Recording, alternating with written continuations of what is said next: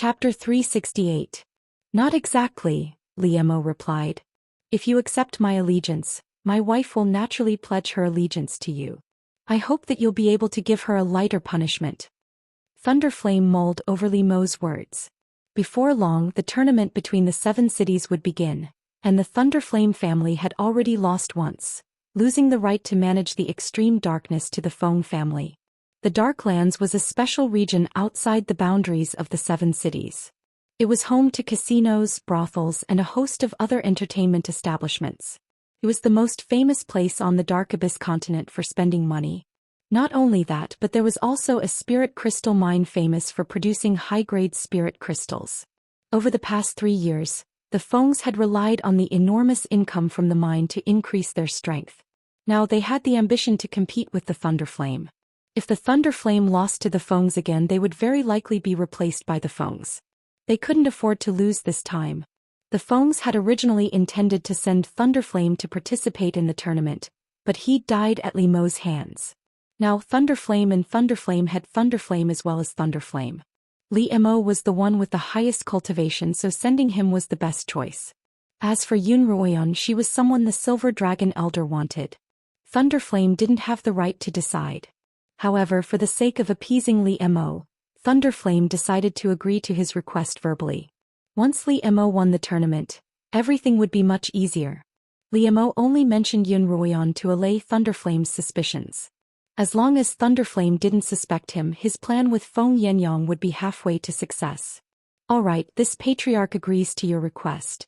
Cultivate well in the mansion these few days. If there's anything you need, just tell Steward Hu.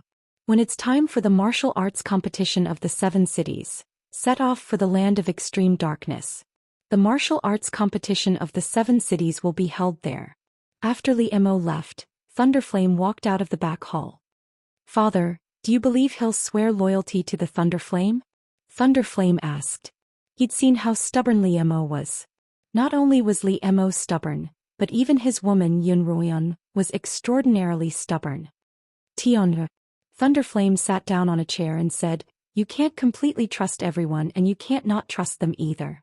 Someone has to do it, but you have to be on guard. Thunderbolt Batian nodded. I understand. The mute girl's mastery of the art of phantasm has reached a great level. Send her to spy on Li Mo. Thunderflame nodded. Have you found Yun Ruoyan? No, she seems to have evaporated from the face of the earth.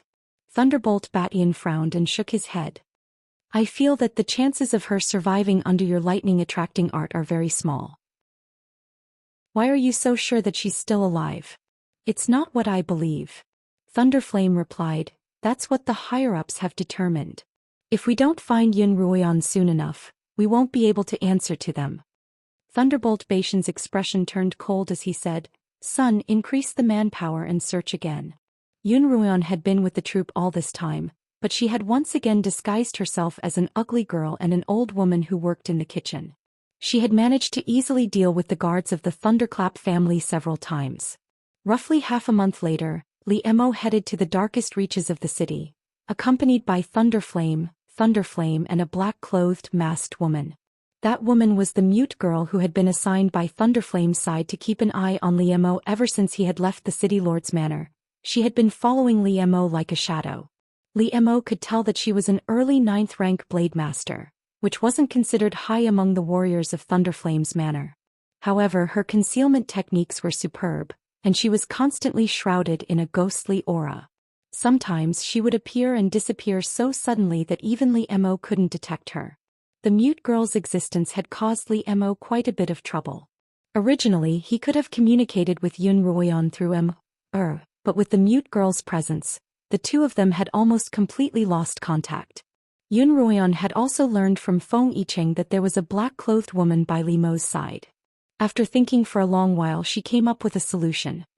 Are you going to head to the darkest reaches of the land as well? Yun Ruoyan asked Feng Yicheng. She had long since learned about the tournament and the situation in the darkest reaches of the land from Li Mo's letter, as well as that Feng Yicheng was the representative of the Feng family. Yes, I'm here to inform you that we'll be leaving tomorrow, Feng Yicheng replied. I'm going with you, Yun Ruoyan replied. Feng Yicheng hesitated for a moment, but before he could respond, Yun Ruoyan continued, Didn't you say that Li Mo's ghostly companions were troublesome? I have a way to deal with them. Feng Yicheng finally agreed to let Yun Ruian accompany him to the darkest reaches of the land. The next day the two of them set off. Lin Qingxian and Lin Tianming were brought to the Feng family and made appropriate arrangements for them. The troop began their activities in the smaller towns around Thunderbolt City. These towns all belonged to the Thunderbolt family, and as far as Auntie Hong knew, quite a few of the smaller families had submitted to the Thunderbolt family's tyranny. The troop's next task was to rope these smaller families into the Feng family's camp. Yun Ruian followed Feng Yicheng to meet up with Feng Yenyang as well as the Count of Feng. The Feng family's affairs were left to Feng Mian. At first Yun Ruian had thought that the tournament was just an ordinary tournament, but after seeing the Feng and Thunderbolt families mobilizing such a large force, she had a new understanding of the tournament. At the same time she began to worry about Li Mo. As a result, Yun Ruian requested to catch up with Li Mo and the others first. Feng Yenyang agreed and had the Count of Feng escort her. Because it was a deliberate pursuit, it only took a day for Yun Ruian to arrive at the small town where the Thunderbolt family was staying for the night. Count of Feng, I'd better go find Li Mo on my own, Yun Ruian suggested. I heard that the woman's cultivation isn't very high. I'm confident that I can deal with her. That woman's forte isn't cultivation. Even I'd have trouble seeing through her concealment techniques, let alone a mid-9th rank blade master like you. The Count of Feng's first words were a blow to Yun Ruian's confidence. How about this? I'll give you a helper to deal with that woman. Count of Feng waved his hand in the air, and a black figure appeared out of thin air. Yun Ruian's eyes widened in shock. The figure that had appeared was none other than the ghostly figure that bore a grudge against Yun Ruian and the others. Fengbo, what's he doing here? Yun Ruian subconsciously assumed a defensive stance. Don't worry, the Count of Feng laughed. The Count of Feng smiled. I'll have to thank Li Mo for that. This ghostly figure possessed a rather seductive woman's corpse in an attempt to seduce the young city lord. Thanks to Li Mo's warning, I was able to subdue it in time and make it my own. I originally intended to give it to Li Mo, but it's the same to you now. The Count of Feng took off a ring from his finger and handed it to Yun Ruian. I've refined this ghostly figure into this ring. Now it can't stray more than half a kilometer from this ring, or it'll turn to dust. Yun Ruian took the ring, and the ghostly figure immediately floated to her side. Seeing that it was no longer as arrogant and strange as before, Yun Ruian asked the Count of Feng for the reason. The Count of Feng told Yun Ruian that evil spirits were afraid of being refined. This ghostly figure's consciousness had already been refined by the Count of Feng, and it was now nothing more than a puppet. As long as one infused spiritual energy into the ring, they would be able to summon it for their own use. In addition, the ghostly figure couldn't actually attack and could only release poison. Now, however, the Count of Feng had refined a ghostly blade that could kill without leaving a trace. In short, the ghostly figure was a lethal weapon. Its cultivation isn't very high, so it's only suitable for sneak attacks, the Count of Feng added. Yun Ruian put the ring on her finger and the specter disappeared into it in a flash. Yun Ruian cupped her fists at the Count of Feng, then leaped down the building. A red glow appeared beneath her feet as she headed toward the inn where Li Mo and the others were staying. In order not to attract attention, Yun Ruian put away the Scarlet Eye spiritual sword when she was still some distance away from the inn. Then she carefully hid in a corner of the inn's walls. Yun Ruian had Xiao contact Li Mo. Li Mo was immersed in cultivation, but when he heard that Yun Ruian was outside the inn, he immediately awoke from his cultivation. Yan, why are you here? Didn't I tell you to go to the Feng Manor with Xianxia and Uncle? Hurry up and go back. Li Mo was a little anxious and angry. His Yan was becoming more and more disobedient. Li Mo, do you think Mistress will listen to you? Xiao's voice was as helpless as Li Mo's. Yun Ruian's actions had put her life on the line several times, and Xiao hoped that she would listen to Li Mo's advice. No, she won't. Li Mo couldn't help but facepalm. Yun Ruian didn't seem to listen to him at all. Xiao, can you ask if that woman is around? Xiao asked Li Mo. Xiao told Li Mo that the woman was invisible at night, but would appear at the slightest sign of trouble. What a ghost! Yun Ruian snorted. Mistress, let the ghostly figure do it, Xiao suggested. The Count of Feng said that the ghostly figure's cultivation isn't very high, and that she's only suitable for sneak attacks. I'd like to meet her myself. Yun Ruoyan retracted her aura as she spoke, then climbed up the walls of the inn to the third floor where Li Mo was staying. Although she wasn't completely confident that she'd be able to subdue the ghostly figure, it wouldn't be difficult for her to escape. As soon as Yun Ruoyan stepped onto the third floor, she felt a gust of wind from the back of her neck. "Who's there?" A hoarse female voice called out. Chapter 369. Yun Ruoyan turned around to block the woman's attack, then took out a black dagger and slashed at the woman's veil. Strangely, the woman suddenly turned into a wisp of smoke and disappeared. "Mistress, behind you," Qiuqiu hurriedly reminded her. Yun Ruoyan's reaction was also very fast. She subconsciously spun around, the black dagger in her hand glowing with spiritual energy as it sliced through the air. With a clang, the dagger in Yun Ruoyan's hand vibrated slightly. The black-clad woman's attack had been blocked by Yun Ruoyan. The black-clad woman was forced back a few steps by Yun Ruoyan's attack.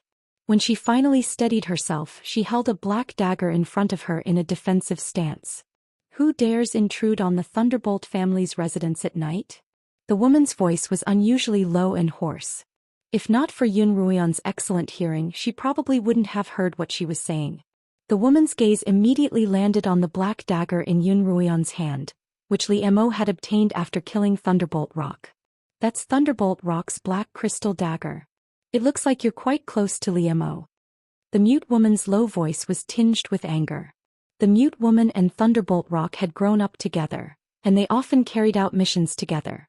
The mute woman knew that Thunderbolt Rock had died at Li Mo's hands, but she couldn't kill him for revenge. Now that she saw Yun Ruoyan holding Thunderbolt Rock's dagger in her hand, her anger was palpable. "Can't you call for help because your throat's broken?" Yun Ruoyan suddenly asked. She didn't know about the mute woman's anger, but she could tell that her throat was broken. If she couldn't call for help, then she would have to deal with the mute woman alone. I alone am more than enough to kill you." The mute woman's figure flickered and she disappeared once more.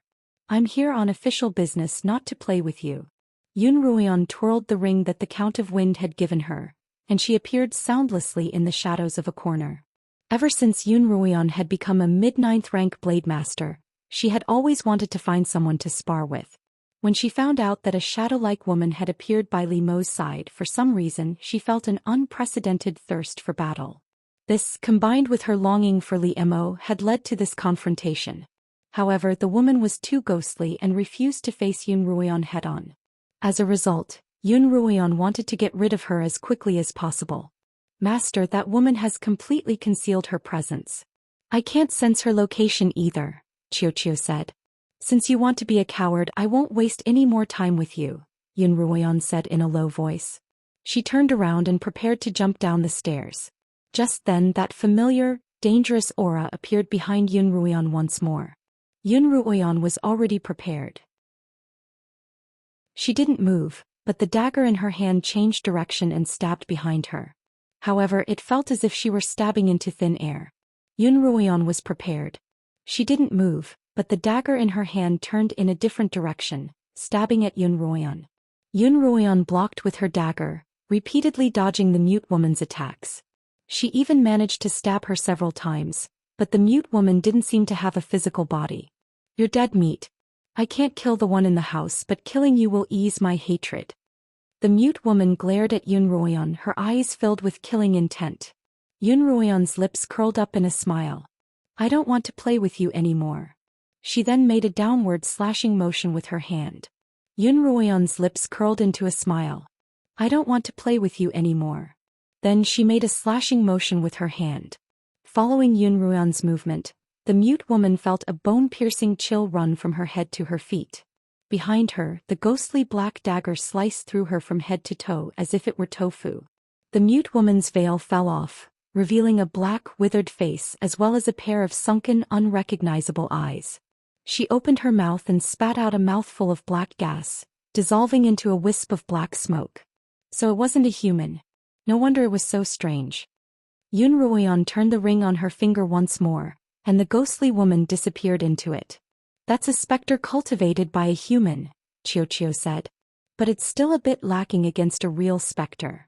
Just then the door slowly opened and Li Mo's figure appeared. He had been standing behind the door the entire time, ready to save Yun Ruoyan if she were in any real danger. Fortunately, his Yenna was incredibly powerful, and the small, ghostly woman wasn't Yun Ruoyan's match at all.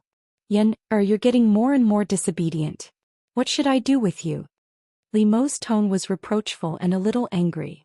He couldn't allow Yun Ruoyan's increasingly adventurous and impulsive personality to continue. Yun Ruoyan leapt into Li Mo's embrace. Li Mo, I missed you. Didn't you miss me? Her sweet, gentle words lingered in Li Mo's ears, and the warmth and fragrance of a woman in his arms dissipated all of the anger in Li Mo's heart. In the blink of an eye, it had been a month since the two of them had last met in the Western Hills. In the last 10 days, because of the existence of that ghostly woman, the two of them couldn't even communicate with each other. Naturally, the two of them were unable to understand each other and had a knot in their hearts. What should I do with you? Li Mo sighed. He lifted Yun Ruoyan up with one arm and closed the door with the other. Ever since they entered, they had been entangled together. Yun Ruoyan's legs were wrapped around Li Mo's waist, her hands in his long hair. Li Mo hugged Yun Ruoyan tightly as if trying to melt her into his body. Their lips and teeth were filled with each other's scent. Li Mo's kisses traveled from Yun Ruoyan's lips to her slender, fragrant neck. Li Mo, can you let me stay by your side? Yun Ruoyan asked hoarsely. Don't chase me away. Thunderbolt Batian and Thunderflame are looking for you everywhere. Li Mo lifted his head from Yun Ruoyan's neck. Are you trying to send a lamb to a tiger? Yun Ruoyan giggled. If I'm a lamb, then you're a tiger. Sure. Someone's coming. Li Mo leaned over and covered Yun Ruoyan's laughter with his lips. Lord Li Mo, a voice called out from outside the door. I sensed an unfamiliar aura just now, and the patriarch sent me over to take a look. It's fine, I'm already resting, Li Mo replied. The warrior hadn't left, and his shadow was cast by the window as if he were looking for something. Yun Ruoyan twisted her ring, and a ghostly figure suddenly appeared by the man's side. That person was startled at first, then he respectfully bowed to the black shadow and said, Lady Mute. Yun Ruoyan lowered her voice and mimicked the mute girls.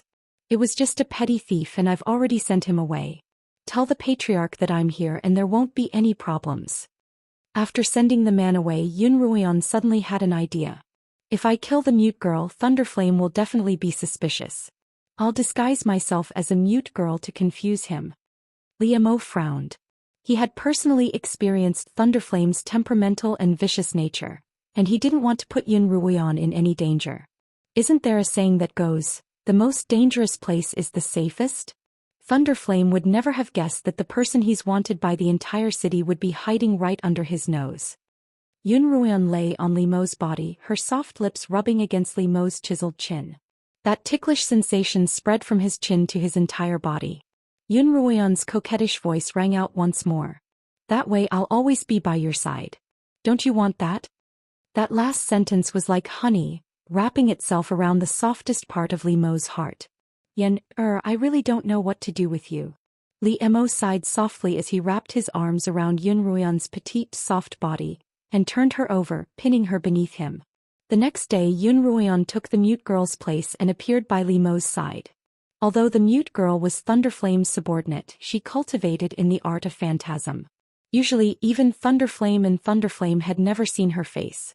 They would only summon her when they needed her to complete a task. She would also stay far away from them and never come into close contact with them. As a result, when Ruoyan was dressed in black, her entire body shrouded in a ghostly aura, Li Mo couldn't tell if she was real or not. Even Li Mo couldn't tell if she was real or not. Neither did Thunderflame nor Thunderflame suspect her identity in the slightest. Just like that, Yun Ruoyan remained by Li Mo's side as the mute girl. A few days later, the Thunderflame's entourage entered the darkest reaches of the night. Yun Ruoyan's impression of this place was many times more lively than Pai City. It reminded her of the Yuelu villa she had visited before. Inns, restaurants, brothels and gambling dens were everywhere, and the people on the streets were all different. It was an interesting sight to behold. The entourage entered a rather luxurious inn, and the guest room that Li Mo had prepared for them was quite spacious and luxurious. As soon as Yun Ruoyan entered the room with Li Mo, she hurriedly removed the black cloth covering her face. At the same time she had the ghostly aura dissipate from her body. "It's so suffocating." Yun Ruoyan stretched her body. Although she had spoken casually to Li Mo, it was inevitable that she would be a little nervous under the watchful eyes of her enemy. After a few days she was exhausted. Li Mo sat down on a soft couch and pulled Yun Ruoyan to sit on his knees. He massaged her shoulders gently. Bear with it for a few more days. Once the tournament is over we'll leave the Thunderflame household." Yun Ruoyan planted a light kiss on Li Mo's lips. To be able to feel his presence at all times, to be able to warm each other at all times, even if it was dangerous and exhausting. "Someone's coming." Just then the two of them simultaneously sensed an aura approaching from afar. Then they heard voices coming from outside. "Lord Li Mo." It was one of Thunderflame's subordinates. "What's the matter?" Li Mo asked. "The Patriarch wants you to go over." Chapter 370. "All right, I'll be right there." "Is the mute girl here?" the warrior asked again. Yun Ruoyan had no choice but to summon her ghostly apparitions again to deal with the warrior, who told her that Thunderflame had sent the mute girl and Li Mo to see him together. "He's probably here to talk to me about the tournament." After the warrior left, Li Mo turned to Yun Ruoyan worriedly. "I don't know why you're going, but could it be that you've noticed something amiss?" "Or you shouldn't go. If he knew who I was, he wouldn't have invited me so politely." Yun Ruoyan stood up from Li Mo's knees, put on her black veil and twisted her ring. A wisp of ghostly energy seeped out of the ring and enveloped her body. The two of them arrived at Thunderflame's guest room, where Thunderflame sat at the head of the table, and Thunderflame sat at the head of the table. Thunderflame sat at the head of the table and Thunderflame sat at his right. Both of them looked arrogantly at Li Mo. The Thunderflame father and son had always wanted to tame Li Mo, but even if they couldn't tame him they still had to make use of him. Because of Thunderflame father and son's domineering personality, they couldn't stand Li Mo's nonchalant attitude. "May I know why you've summoned me, Patriarch?" Li Mo asked. "There's only 3 days left before the tournament. How are your preparations going?" Thunderflame didn't speak but Thunderflame did. "Cultivation is a matter of time. A few days isn't important," Li Mo replied coolly. Thunderbolt Batian raised his eyebrows and said, "You sound very confident." "I'll definitely do my best," Li Mo replied concisely. "Good. In that case I'll be depending on your performance in 3 days." Thunderflame finally spoke up. "I've summoned you here today because I have something to tell you." "What is it?" "We've discovered traces of your wife, Yun Ruoyan, in a small town between the Wind and Thunderflame cities. Someone said that they've seen her on the streets." Li Mo pretended to be concerned. "Where is she now?" "By the time we received the news she was already gone. However, as long as we can find her, it'll only be a matter of time before we find her." Li Mo knew that Thunderflame was using Yun Ruoyan to threaten him. He laughed coldly in his heart, but his expression remained stern. "Master, you promised me that you would let this matter go. I hope you will keep your promise." Pai Batian revealed a proud expression and said, "That will depend on your performance in 3 days. If you can take first place in the 7 cities, then your wife's offense will be forgiven. If you lose, then don't blame my Pai clan for following the rules." Li Mo narrowed his eyes. Even though Yun Ruoyan was safely by his side, he didn't like it when others used her to threaten him. In Li Mo's mind, Thunderclap Batian was someone he had to get rid of. "Don't worry, young lord, you're well aware of my cultivation. I'm sure the Thunderbolt family's spies have already investigated whether there's anyone in the 7 cities who's a match for me." Li Mo purposefully reassured the Thunderbolt father and son. "That's good." Thunderflame smiled in satisfaction. As Li Mo left, Thunderflame suddenly asked Yun Ruoyan, who had been standing silently behind Li Mo, to stay behind. Li Mo's footsteps paused imperceptibly before he walked out of the room. "Has Li Mo been acting strangely these past few days?" Thunderflame asked. "Nothing out of the ordinary except for a small thief who appeared on the road. I've already dealt with him," Yun Ruoyan replied in a low voice. "Keep an eye on him but don't anger him," Thunderflame instructed. There's one more thing I need you to do. Yun Ruoyan nodded and left the room in a flash. However, she purposely left the ghostly apparition on the spot until she left, leaving the illusion of ghostly apparitions in front of the thunderclap father and son. After Yun Ruoyan left, Thunderflame turned to Thunderflame and asked, "Why do I feel like the mute girl is different from before? Her ghostly aura is thicker, but so is her human aura. Perhaps it's a sign of her mastery of ghostly techniques." Thunderflame's brows relaxed as though he didn't find anything amiss. As soon as Yun Ruoyan walked out of the corridor, she saw Liemo leaning against the railing of the house. Although he seemed relaxed, Yun Ruoyan could still see the anxiety and worry in his eyes. Yun Ruoyan looked at Liemo, her eyes curving into a smile as the two of them entered the guest room. As soon as the door closed, Liemo pulled Yun Ruoyan into his embrace. "I'm fine, aren't I?" Yun Ruoyan patted Liemo's chest lightly. Liemo finally spoke. Liemo, have never been afraid of anything in my life. I used to think that there was nothing in this world that could strike fear into my heart, but I've never been afraid of anything. But you've become my only worry and fear. Slaughtering King, I've almost forgotten how you used to be immune to all poisons, but I like you even more now. Yun Ruoyan smiled. I grew up listening to your stories, imagining you to be a monster with 3 heads and 6 arms, one who kills without batting an eyelid. Monster? Liemo repeated, dissatisfied. Clearly, those stories are all told by adults to trick children, Yun Ruoyan hurriedly corrected. Yun Ruoyan hurriedly replied, "Not only is my husband not a monster, but he's also a man of flesh and blood, a true and loyal man, a great hero." This time it was Liemo's turn to laugh. "By the way, Liemo." Yun Ruoyan lifted her head from Liemo's embrace. "Thunderflame has asked me to do something." "What is it?" Liemo asked. "He wants me to investigate Feng Yicheng and then report back to him," Yun Ruoyan replied. As it turned out, Thunderflame had collected all the information on all the warriors who might be participating in the tournament, except for Feng Yicheng. Feng Yicheng had come from a lowly continent with Liemo and the others, but he wasn't as unfamiliar with the continent as Liemo and the others. He'd gone straight to the Feng family as soon as he'd arrived, and the Feng family had protected him well. Thunderflame hadn't been able to find out anything about him no matter how much effort he'd expended. Thunderflame's only impression of Feng Yicheng was the cultivation he had displayed during his duel with Liemo at the banquet. Feng Yicheng cultivated a wood-attuned external spiritual technique, and from the way he had displayed it, he was definitely at least a 9th-rank blade master. Thunderflame could also tell that he hadn't used his full strength during his duel with Liemo. According to Thunderflame's information, none of the warriors from the other 5 cities were a match for Liemo. Only Feng Yicheng was unsure of, so Thunderflame had Yun Ruoyan disguise herself as a mute girl and investigate him. Have send a message to Feng Yicheng. It's best if he divulges some irrelevant information to me so that I can fool him, Yun Ruoyan instructed. Liemo walked to a table and wrote a note for to deliver. He then looked up at Yun Ruoyan and suddenly asked, would you like to see the night view of the Darkest Lands? Unlike the 7 cities, the Darkest Lands didn't have a curfew, and all sorts of people from the 7 cities could party here all night long. Walking along the brightly lit streets, Yun Ruoyan was surrounded by a cacophony of people. Everyone's faces were filled with smiles, and Yun Ruoyan's mood brightened considerably. She had been through a dangerous period of time, and the bustling scene before her made her feel as if she were back on the Qinyuan continent.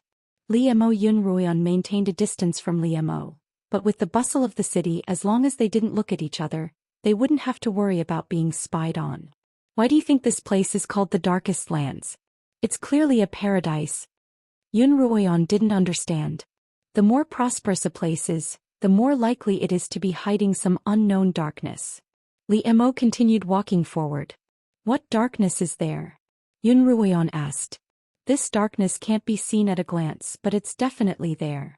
Liemo slowed down slightly and Yun Ruoyan followed suit. Liemo's voice was low and slow, but Yun Ruoyan could hear it clearly amidst the hubbub of the crowd. Actually, this was what my father told me when I was young. That was why my father took my mother to avoid all the conflicts and darkness in Yueli mountain range to establish the Orc kingdom. He originally wanted his people to live and work in peace, but he didn't expect that they still couldn't avoid conflicts and darkness. So no matter how strong the enemy is or how dark the road ahead is, there's no point in running away. Yunruian sighed. Ever since I was young, I knew that only by standing at the peak of power could I truly escape from the darkness and protect those I love. Li Mo's voice turned from low and slow to resolute.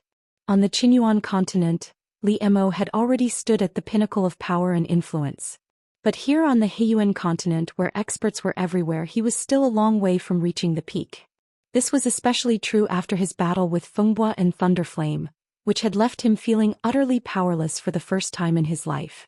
He didn't want to experience such a feeling again, and he didn't want the people he loved to experience the same thing. Yun Ruoyan naturally understood Li Mo's meaning. She quickened her pace and squeezed Li Mo's hand imperceptibly, then quickly let go. At the same time, her gentle but resolute voice rang out. Li Mo, I don't want to be your golden sparrow. I want to face all difficulties by your side, grow stronger together and stand at the peak of power together. Li Mo stopped in his tracks and turned to look at Yun Ruoyan, just in time to meet her gaze.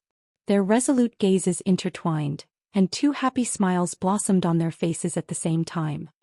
I'll take you to an interesting place and then I'll take care of what I need to do, Li Mo said, and the two of them once more began walking along the busy streets. After 5 minutes, the two of them entered a place called the Pleasure Cave. As soon as they entered, Yun Ruoyan's brows furrowed. The so-called Pleasure Cave was a combination of a gambling den and a brothel. I've arranged to meet Feng Yicheng here, Li Mo explained. Seeing that Yun Ruoyan had stopped, Li Mo explained, if Thunderflame knew that Feng Yicheng was such a debauchee, I'm sure he'd be more at ease. Only then did Yun Ruoyan relax and follow Li Mo inside. Chapter 371. When Li Mo and Yun Ruoyan entered the cave, two figures that had been tailing them from afar stopped in front of the entrance and looked inside. The two of them actually entered the cave. One of them rubbed his nose. We don't even have enough spirit crystals to walk around in there. What should we do? You stay here and keep an eye on them. I'll go back and report to the young city lord. Perhaps we'll even be able to get some spirit crystals and have some fun here at night. All right, come back as soon as possible. I'll stay here and keep an eye on them. Flying on swords wasn't allowed in the darkness, so the man in the warrior's robes ran back the way he had come. These two low-ranked warriors had been sent by Thunderbolt Batian to follow Li Mo and Yun Ruoyan. Although Thunderbolt Flame didn't think that there was anything wrong with Yun Ruoyan's disguise as a mute girl, Thunderbolt Batian felt that something was amiss. As a result, he had casually sent two low-ranked warriors to follow them. Young City Lord. The warrior reported to Thunderbolt Batian. Lord Li Mo and the mute girl have entered the cave together. Is there anything strange about them? Thunderbolt Batian asked. There's nothing strange about them walking along the streets, one in front of the other, the tall warrior replied. But the two of them have entered the cave and we don't have enough spirit crystals to enter, so we can only wait outside. Thunderbolt Batian glanced at the warrior, but he thought to himself, Li Mo, who seems so stubborn, would actually wander around such a place? He suddenly became interested, so he stood up and said, lead the way. This young master hasn't been to this extreme dark land for a while. This must be your first time here, isn't it? Why do you look so unfamiliar? As soon as Li Mo and Yun Ruoyan entered the main hall of the cave, a bewitching madam walked up to them and greeted them. The madam had a strange fragrance about her, and she was younger and prettier than the ones on the Qinyuan continent. Without another word, Li Mo took out a cloth pouch from his robes and handed it to the madam. The madam's eyes widened as she accepted the cloth pouch. Sir, please come in, please come in. Ah, this young lady, that's my friend, Li Mo replied. Oh. The madam beamed with joy and said, it doesn't matter. In our Xiaoyao cave, as long as there are spirit crystals, anyone can have fun here. I wonder if the two of you are looking for pleasure or pleasure. What's the difference? Li Mo asked. If you're looking for pleasure, we've got some pretty girls and handsome boys for you to choose from. If you're looking for entertainment, there's a gambling den right next to us. The madam's gaze moved from Li Mo to Yun Ruoyan. Let's have fun. Li Mo replied stiffly. Seeing Li Mo's awkward expression, Yun Ruoyan tried not to laugh out loud. Li Mo and Yun Ruoyan were led directly to a large hall on the side. Separated only by a wall, the scene on the other side was completely different. There was no flirtatious talk, only loud shouting. One of the loudest voices was none other than Qin Feng. Yun Ruoyan immediately spotted him in the crowd. Although Qin Feng was still dressed in his usual brocade robes, his gentle and courteous demeanor had undergone a complete transformation. His entire body was squatting on top of the gambling table, his sleeves rolled up high, one hand holding the dice cup, the other supporting the gambling table, his face red and neck red as he shouted, "Big, big, big, big, big, big. Once you place your bet, you can't back out." Yun Ruoyan didn't react for a moment and her eyes widened. "What do you think?" "I'm sure this is exactly what the Thunder Father and Son would want to see," Liemo commented. Liemo strolled around the casino twice, and Yun Ruoyan followed him from a distance. Although the casino was noisy, Yun Ruoyan saw quite a few men dressed in the Feng family's warrior robes standing in the corner. All of them had a strong aura and their cultivation was not low. With these people holding the fort, no one would dare to behave atrociously here. As soon as Yun Ruoyan and Liemo entered, Feng Yicheng saw them. He glanced at them briefly before exchanging a glance with Liemo before turning his attention back to the dice in front of him. "That guy's only been here for less than 2 hours and he's already won so much? Why isn't the head manager of the Feng family's gambling den coming out to greet him?" Yun Ruoyan heard someone talking about Feng Yicheng. Although Yun Ruoyan had never been to a gambling den before, she had been a daughter-in-law of the Pei family in her past life. The Pei family not only owned a weapons shop, but also a gambling den. As a result, she knew that if someone won too much in a gambling den, there would be an expert who would come out to deal with them until they spat out all of their winnings. "You don't know, do you?" Another person continued. "This young master is the Feng family's favorite, and I've heard that he's one of the warriors they'll be sending out for the upcoming tournament.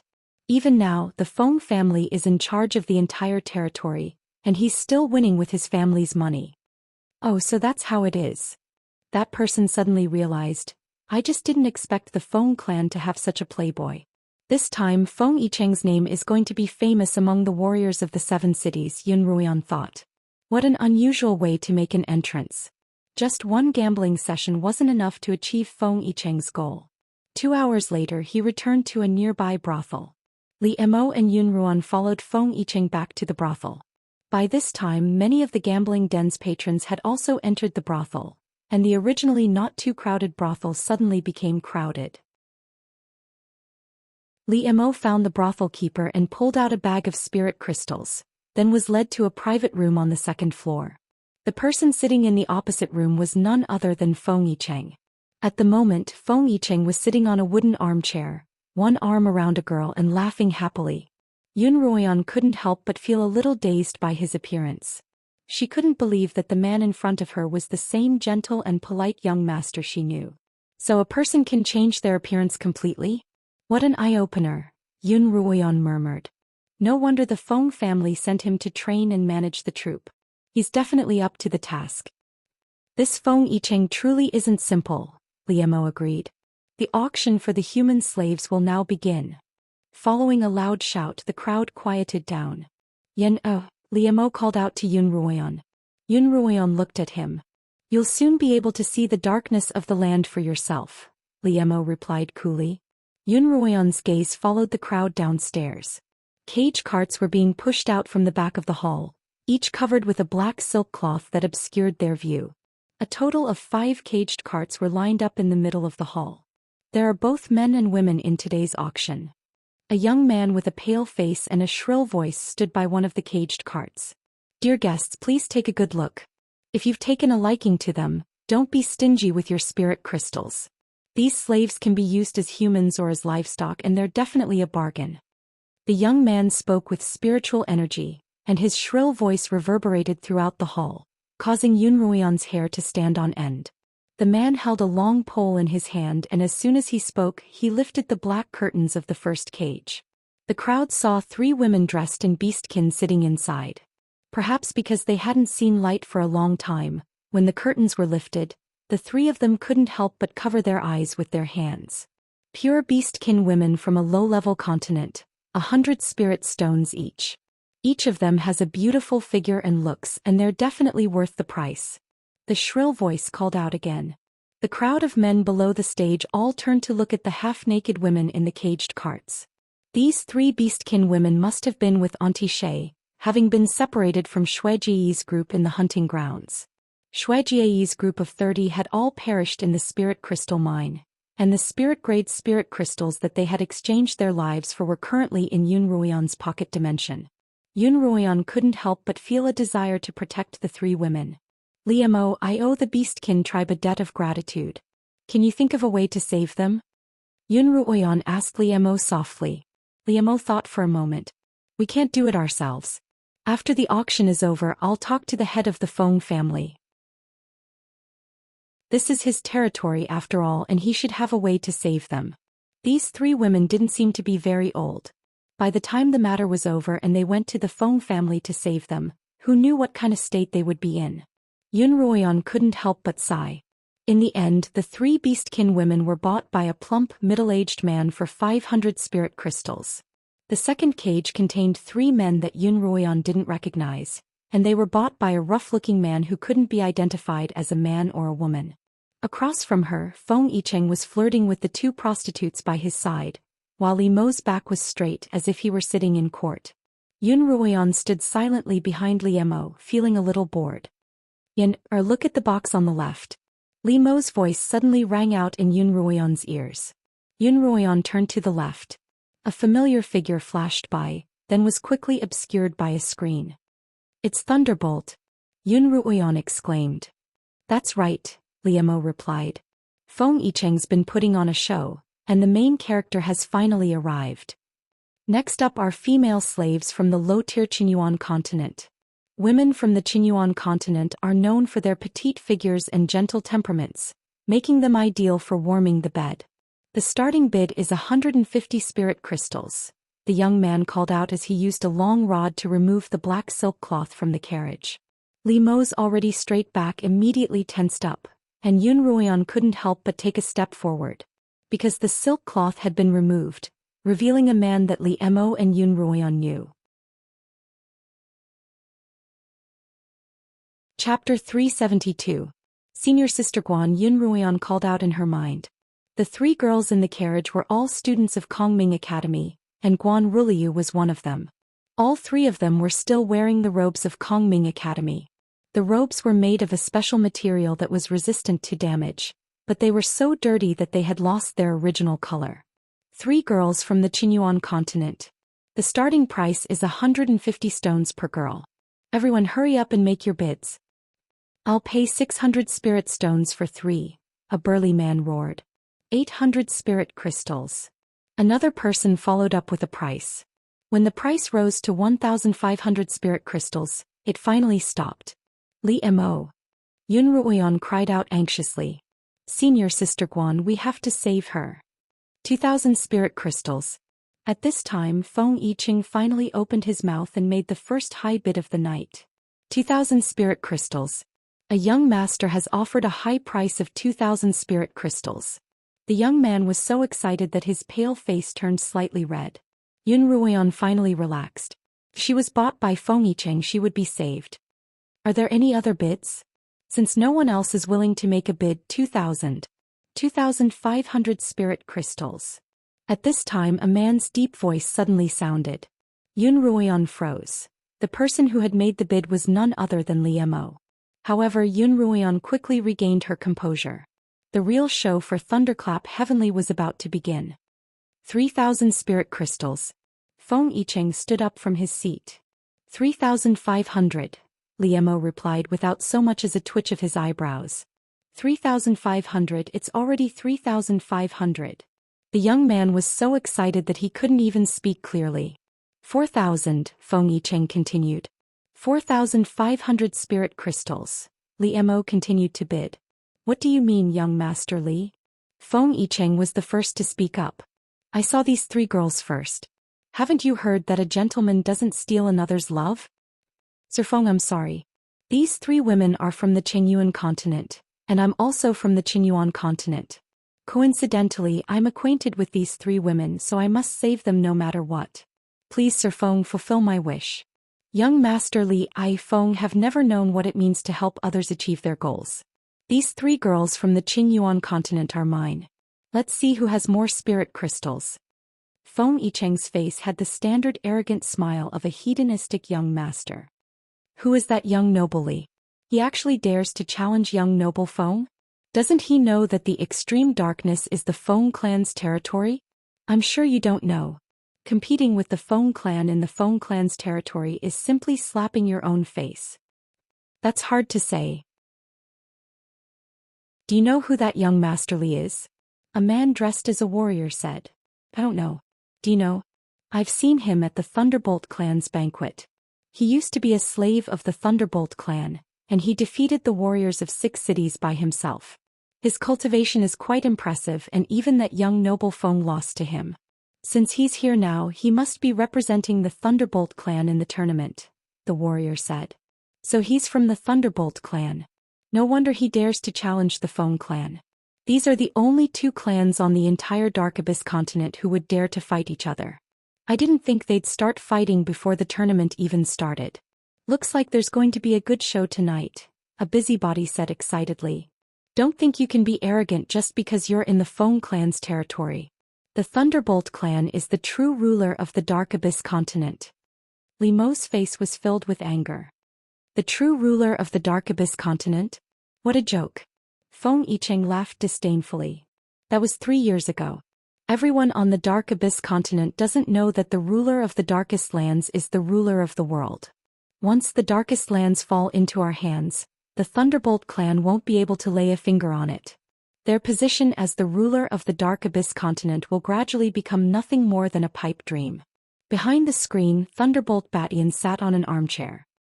He held a wine glass in one hand and placed his other hand on the armrest of the chair.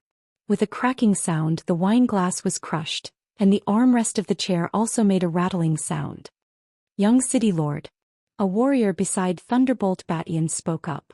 Should we go teach that arrogant brat a lesson? Thunderbolt Batian waved a hand and adjusted his posture, suppressing the anger in his heart. There's no rush. Let's wait and see. You're speaking too soon. You lost to me at the Thunderbolt clan's banquet, Li Mo said unhurriedly.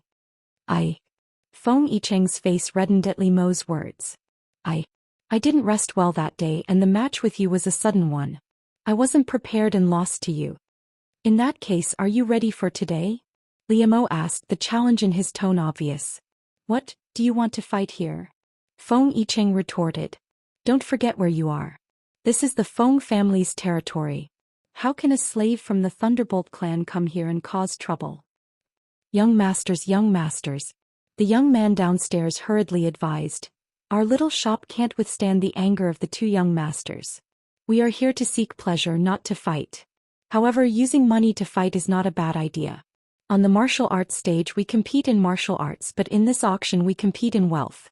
Why don't the 2 of you represent the Feng clan and the Thunderbolt clan? Today whoever wins the 3 girls with the highest bid will represent which clan wins in terms of wealth. What do you think? Good, this is a good idea. We don't need to use weapons and we can decide who's better.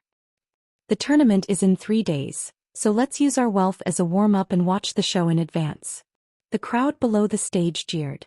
Most of them had come for the tournament in 7 days. The Feng and Thunderbolt clans were supposed to be the highlight of the event, and being able to watch the 2 clans fight in advance was bound to excite the spectators. So, Feng Yicheng challenged. Do you dare? Li Mo's expression was awkward and he didn't respond. Oh, the Thunderbolt clan hasn't had any income from the Zenith Darkness for the past few years. Have they run out of money? Feng Yicheng laughed. If that's the case, young Master Li, don't force yourself. I'll gladly accept these 3 girls. But don't boast about the Thunderbolt clan being the dominant clan in the future. Behind the screen, Thunderbolt Batian's mouth twitched.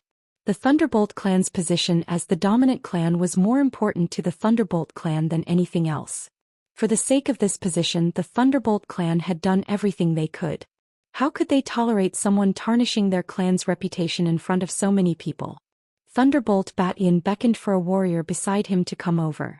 Thunderbolt Batian whispered something into his ear, and the warrior nodded and walked out of the booth.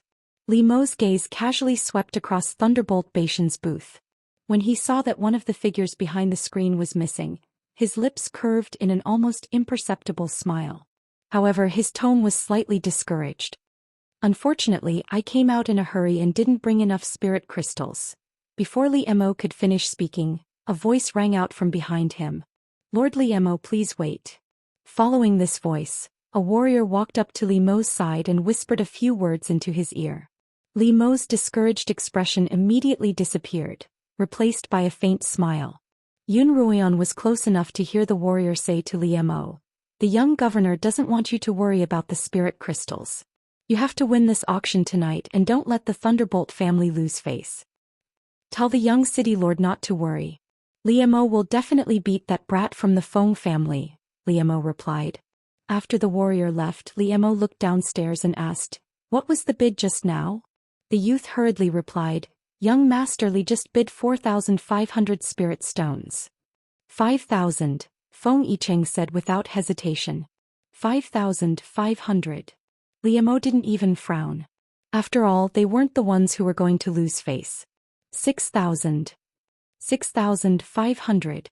Every time the two of them made a bid, the crowd below let out a collective sigh of relief. After all, 500 spirit crystals was enough for a wealthy family to live in luxury for many years. When the bid reached 8,000 spirit crystals, even Thunderbolt Baishan's expression changed. "Young city lord." The warrior by Thunderbolt Baishan's side couldn't remain calm either. 8,000 spirit crystals is the amount that our Thunderbolt clan's entire mine can produce in a month. Thunderbolt Batian waved his hand, weighing whether the Thunderbolt clan's reputation was more important or the Thunderbolt clan's reputation. When the bid reached 10,000 spirit crystals, the warrior wiped the sweat from his forehead. Both Lord Li Mo and that Feng brat seemed to be in a frenzy. There's no point in continuing like this, and there's no point in bickering with a drunken brat. Thunderbolt Batian took a sip of his wine and was about to order Li Mo to stop. Just then Feng Yicheng spoke up. "Since young Master Li is so insistent, then I'll grant these three girls your wish." Cough cough cough. The mouthful of wine that Thunderbolt Batian had just drunk got stuck in his throat, causing him to cough. "In that case, on behalf of the Thunderbolt clan, Li Mo will concede." Li Mo's spiritual-powered voice reverberated throughout the hall. "The Thunderbolt clan sure is generous. That's right, spending 10,000 spirit crystals to buy 3 slave girls from a low-level continent. How extravagant. What do you know? This is a battle of wealth. Whether it's wealth or martial strength, the Thunderbolt clan has always been the overlord of the Dark Abyss continent. It was only 3 years ago that Count of the Feng clan appeared out of nowhere and defeated the Thunderbolt clan to take over the administration of the Darkest Lands. But the Thunderbolt clan is a long-time hegemon, so they naturally won't let it go so easily. They've won today's battle of wealth and they're sure to win again in 3 days. Thunderbolt Baishan's anger finally dissipated as he listened to the chatter outside. 10,000 spirit crystals for the Thunderbolt clan didn't seem like too much of a loss after all. Feng Yicheng and Li Mo glanced at each other, then gulped down the contents of the wine gourd beside them. Then he collapsed in his armchair, the 2 warriors behind him carrying him down the stairs. Chapter 373. The caged carriage was sent directly to the inn where the Li family had been staying. Looking at the 3 women in the cages that the Li family had spent 10,000 spirit crystals on, Pai Batian felt a complex mix of emotions. He felt as though he had suffered a huge loss, but he also felt as though he had no choice. These 3 women were like 3 flies stuck in his throat, unable to be swallowed or spat out. "Thank you, young city lord, for your help. I was able to save my 3 companions. From this day forth, my 3 companions and I will pledge our loyalty to the Thunderbolt family." Yes. Only when Li Mo, who had always been neither servile nor overbearing, finally bowed to him did Pai Batian speak with some satisfaction. "As I said, how you repay the Pai family will depend on your performance in 3 days. Young lord, don't worry. You've seen what kind of person Feng Yicheng is," Li Mo replied. "I'm confident that I can defeat him. The Feng family is, after all, a lowly family from a lowly continent." Thinking back to Feng Yicheng's debauchery, Pai Batian smiled disdainfully. They've revealed their lowly nature after just a little bit of ability. It's time to teach them a lesson. Pai Batian didn't want to look at the 3 women in front of him any longer, so he turned and walked back into the inn. Because of Li Mo's care, Guan Ruliu and her companions were given a guest room. Their injuries weren't very serious, but they had been drugged with a paralyzing powder that would take some time to dissipate. Guan Ruliu woke up the next night and the first thing she saw was Li Mo and Yun Ruan by her side. Master Mo. Guan Ruliu was so excited that she tried to sit up, but because of the paralyzing powder she didn't even have the strength to push herself up. Yun Ruan hurriedly helped her sit up. Senior Guan, where's Senior Zhou Xian? As soon as Yun Ruan asked this question, she saw 2 streams of tears trickle down Guan Ruliu's cheeks. Guan Ruliu told them that she and Zhou Xian had been captured by the Lai family during the human hunt. Because Zhou Xian had lost control of the corpse poison, he had bitten the young lady of the Lai clan, Lai Yun, and was then killed by the warriors on the spot. Neither Yun Ruan nor Li Mo knew of any of this, but Yun Ruan clearly remembered that Lai Yun had met her twice in the Valley of Spiritual Beasts. After Zhou Yang's death, Guan Ruliu and a dozen other juniors were captured by the Lai family as slaves, including Rong Yueshan, who had betrayed Yun Ruan and Li Mo at the human hunting grounds.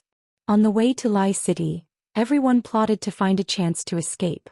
Rong Yueshan was with them at first, but she turned around and told on them. Everyone's plan to escape turned into an encirclement. More than a dozen martial brothers and sisters were almost all killed in the encirclement. Only Guan Rulu managed to escape with her 2 junior sisters. The 3 of them escaped into a wild forest, where they ate raw meat and drank blood for nearly 2 months. Later they were caught by a hunting team of warriors and sold here. This was what had happened in the 3 months that Guan Ruliu had been separated from Yun Ruan and the others. Where's that Rong Yueshan now? Yun Ruan asked. She must have stayed with the Lai family. I wonder how the Lai family will reward her. Guan Ruliu said hatefully. Rong Yueshan is a scourge. As long as she's around she'll bring us trouble. The sooner we get rid of her the better. Yun Ruan's expression was calm, devoid of anger or hatred, only a thick killing intent. If there's a chance I'll kill her with my own hands. Guan Ruliu slammed her palm on the bed. She had seen with her own eyes how her juniors had been surrounded and killed, and how Rong Yueshan had stood with the Lai family dogs and watched them die one by one. Every time she thought of that scene, Guan Ruliu wanted to tear Rong Yueshan apart. Don't worry, senior sister Guan, there'll definitely be a chance, Yun Ruan comforted. You have to rest well and the 2 juniors still need your care. As for Rong Yueshan, we'll have plenty of time to deal with her in the future. Yun Ruan and Li Mo were about to return to Guan Ruliu's room when someone called out from behind them. Mute girl. Yun Ruan stopped and turned around, only to see a youth smiling brightly at her. He was dressed in a short robe and his body was well built. His face was a little childish and his short fiery red hair was particularly eye-catching. He was the 2nd mayor of Thunderbolt City, Thunderbolt. Thunderbolt quickly walked up to Yun Ruan and greeted her. Long time no see, mute girl. Yun Ruan frowned slightly and nodded in response. Who's that? Thunderbolt waved a hand at Liam. I have something to say to the mute girl. Go do what you need to do. Li Mo had been standing sideways, but when he heard Thunderbolt's words he turned around to face him. Although Li Mo couldn't be considered burly, he was tall and straight, at least a head taller than Thunderbolt. The fact that he was looking down at Thunderbolt made him seem even more childish. Thunderbolt frowned as he looked up at Li Mo. One tall, one short, one looking up at the other, their gazes clashed in midair. Yun Ruan could almost hear the crackling of electricity. Before the 2 of them could continue, Yun Ruan turned to Li Mo and said in a low, raspy voice, Master Mo, please. Li Mo looked at her, and Yun Ruan gave him an almost imperceptible nod. Only then did Li Mo turn and leave. What a strange man. Thunderbolt glanced at Li Mo's back. You're here to keep an eye on him, so he should hate you. Why does it feel like he can't bear to see you go? Second young lord, you must be joking. I follow him closely every day and he can't wait to get rid of me as soon as possible. I'm afraid he thinks that we're plotting against him, which is why he has such a reaction, Yun Ruan said lightly. That must be the case. Thunderbolt didn't doubt her words at all. Second young master, aren't you supposed to be in Thunderbolt City? Why are you here all of a sudden? Yun Ruan changed the topic. Tomorrow's the tournament and father allowed me to spectate. Thunderbolt leaned against the railing and replied casually, It's not every day that you get to see a battle between experts like this. Yun Ruoyan nodded but didn't respond. She could tell from Thunderbolt's casual tone and movements that he and the mute girl were more like friends than master and servant. Mute girl. Thunderbolt scratched his head awkwardly. I asked you to investigate Yun Ruoyan's whereabouts last time. Did you find any clues? Yun Ruoyan turned to look at Thunderbolt, somewhat surprised that he had asked the mute girl to investigate her whereabouts. For a moment she couldn't figure out what his intentions were. Thunderbolt was a little younger than Yun Ruoyan, and to Yun Ruoyan, whose mental age was more than 30, he was no different from a child. Although the two of them were enemies, Thunderbolt hadn't really hurt her, so Yun Ruoyan couldn't hate him as much as she hated his father and brother. There are no clues, Yun Ruoyan replied coldly and emotionlessly. Thunderbolt raised his head and sighed. He then slowly said, Mute girl, I originally wanted to help her, but I can't help her now. I wanted to provide her with a shield to protect her from harm on the continent, which was why I drew a picture of her and that icy-faced man at the human hunting grounds so that everyone could point them out.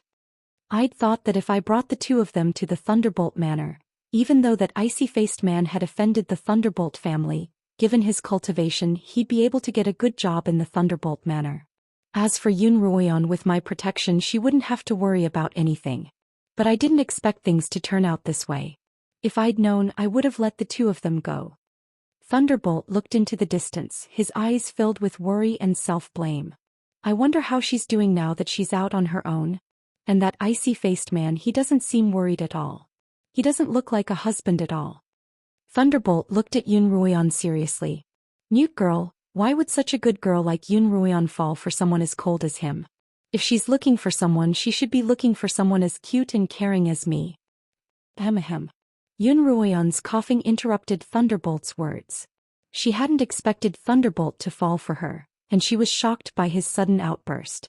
Thinking that there was something wrong with her throat, Thunderbolt hurriedly asked, Mute girl, what's the matter? Is your throat feeling uncomfortable again? Yun Ruoyan nodded and pulled up the veil on her face again. This time even the bridge of her nose was completely covered. Ghost cultivators need to absorb large amounts of ghost energy, which is extremely damaging to their appearance and throat.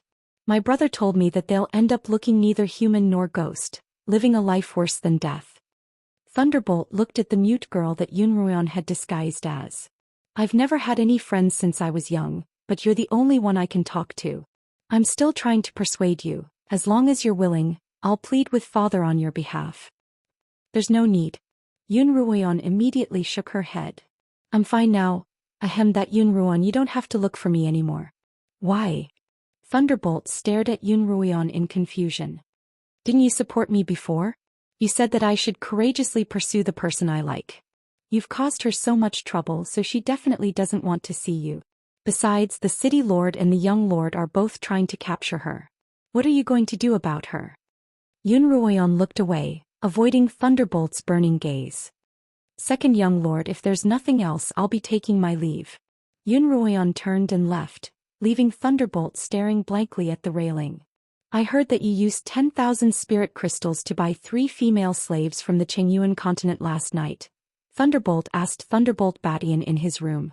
The Darklands were a crowded place, and news of what had happened last night had spread so quickly that even the rats on the streets knew about it. Chapter 374. Thunderflame's tone was so calm that it was impossible to tell if he was happy or angry. Unable to read his father's mind, Thunderflame respectfully replied, Yes, father. I sent someone to follow Li Mo and the mute girl yesterday, but they ended up entering the Carefree Cave, so I followed them. Thunderflame recounted what had happened last night, to which Thunderflame nodded. In fact, he had already heard about the matter from the warrior, but Thunderflame's description was more detailed. I don't know if it's right or wrong, Thunderflame replied. I feel like I'm making a loss. Those 3 girls aren't worth 10,000 spirit crystals, so it's understandable that you don't think so, Li Ba replied. But it's definitely worth it for the Thunderflame family to regain its reputation as a hegemon. With his father's approval, Pai Batian finally relaxed. Not only has this 10,000 spirit crystals protected the Pai family's reputation, but Li Mo has also developed a sense of gratitude toward us. I'm much more at ease with him now. The next day, the day of the seven-city tournament arrived. Yun Ruoyun and Li Mo followed the Thunderflame family's carriages to the arena that had been specially constructed for the tournament. The arena was quite grand, and the stone gate to the arena was at least 50 to 60 feet tall. On it was carved a powerful martial character for Martial. By the time Yun Ruoyun and the others arrived, there was already a long queue in front of the stone gate. Yun Ruoyun estimated that more than half the population of the darkest reaches of the city had gathered there. There was a guard in front of the stone gate, and every person who entered had to hand over a large bag of spirit crystals. Yun Ruoyun estimated that the bag contained at least 300 spirit crystals.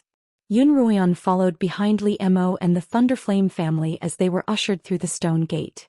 The head of the Thunderflame family has arrived. A loud and clear voice called out as they entered. After passing through the stone gate and climbing a dozen or so steps, Yun Ruoyun saw a plaza large enough to hold 1,000 people. In the center of the plaza was a circular arena about 30 feet in diameter, and around it were rows of seats for spectators. "This way, please." The guide led them to an independent seat that was closer to the stage. There were a total of 7 independent seats like this, and they were distributed around the arena. By the time Yun Ruoyun, Li Mo, and the others entered, 5 of the 7 seats had already been filled. The Thunderbolt family was the 6th to arrive, and the last seat was reserved for the Feng family, the overseer of the darkness.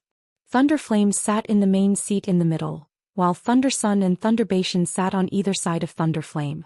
Li Mo sat beside Thundersun and Yun Ruoyun stood behind him. At this time the audience seats were also full of people, and the entire martial arts arena was abnormally noisy and lively. What arrogance! They want everyone to wait for their family? Thunderflame said in a mocking tone as he looked at the empty main seat. "Father, there is no need to be angry. After today the extreme dark ground will return to our hands. The Feng clan will no longer have the qualifications to be arrogant." Pai Batian said.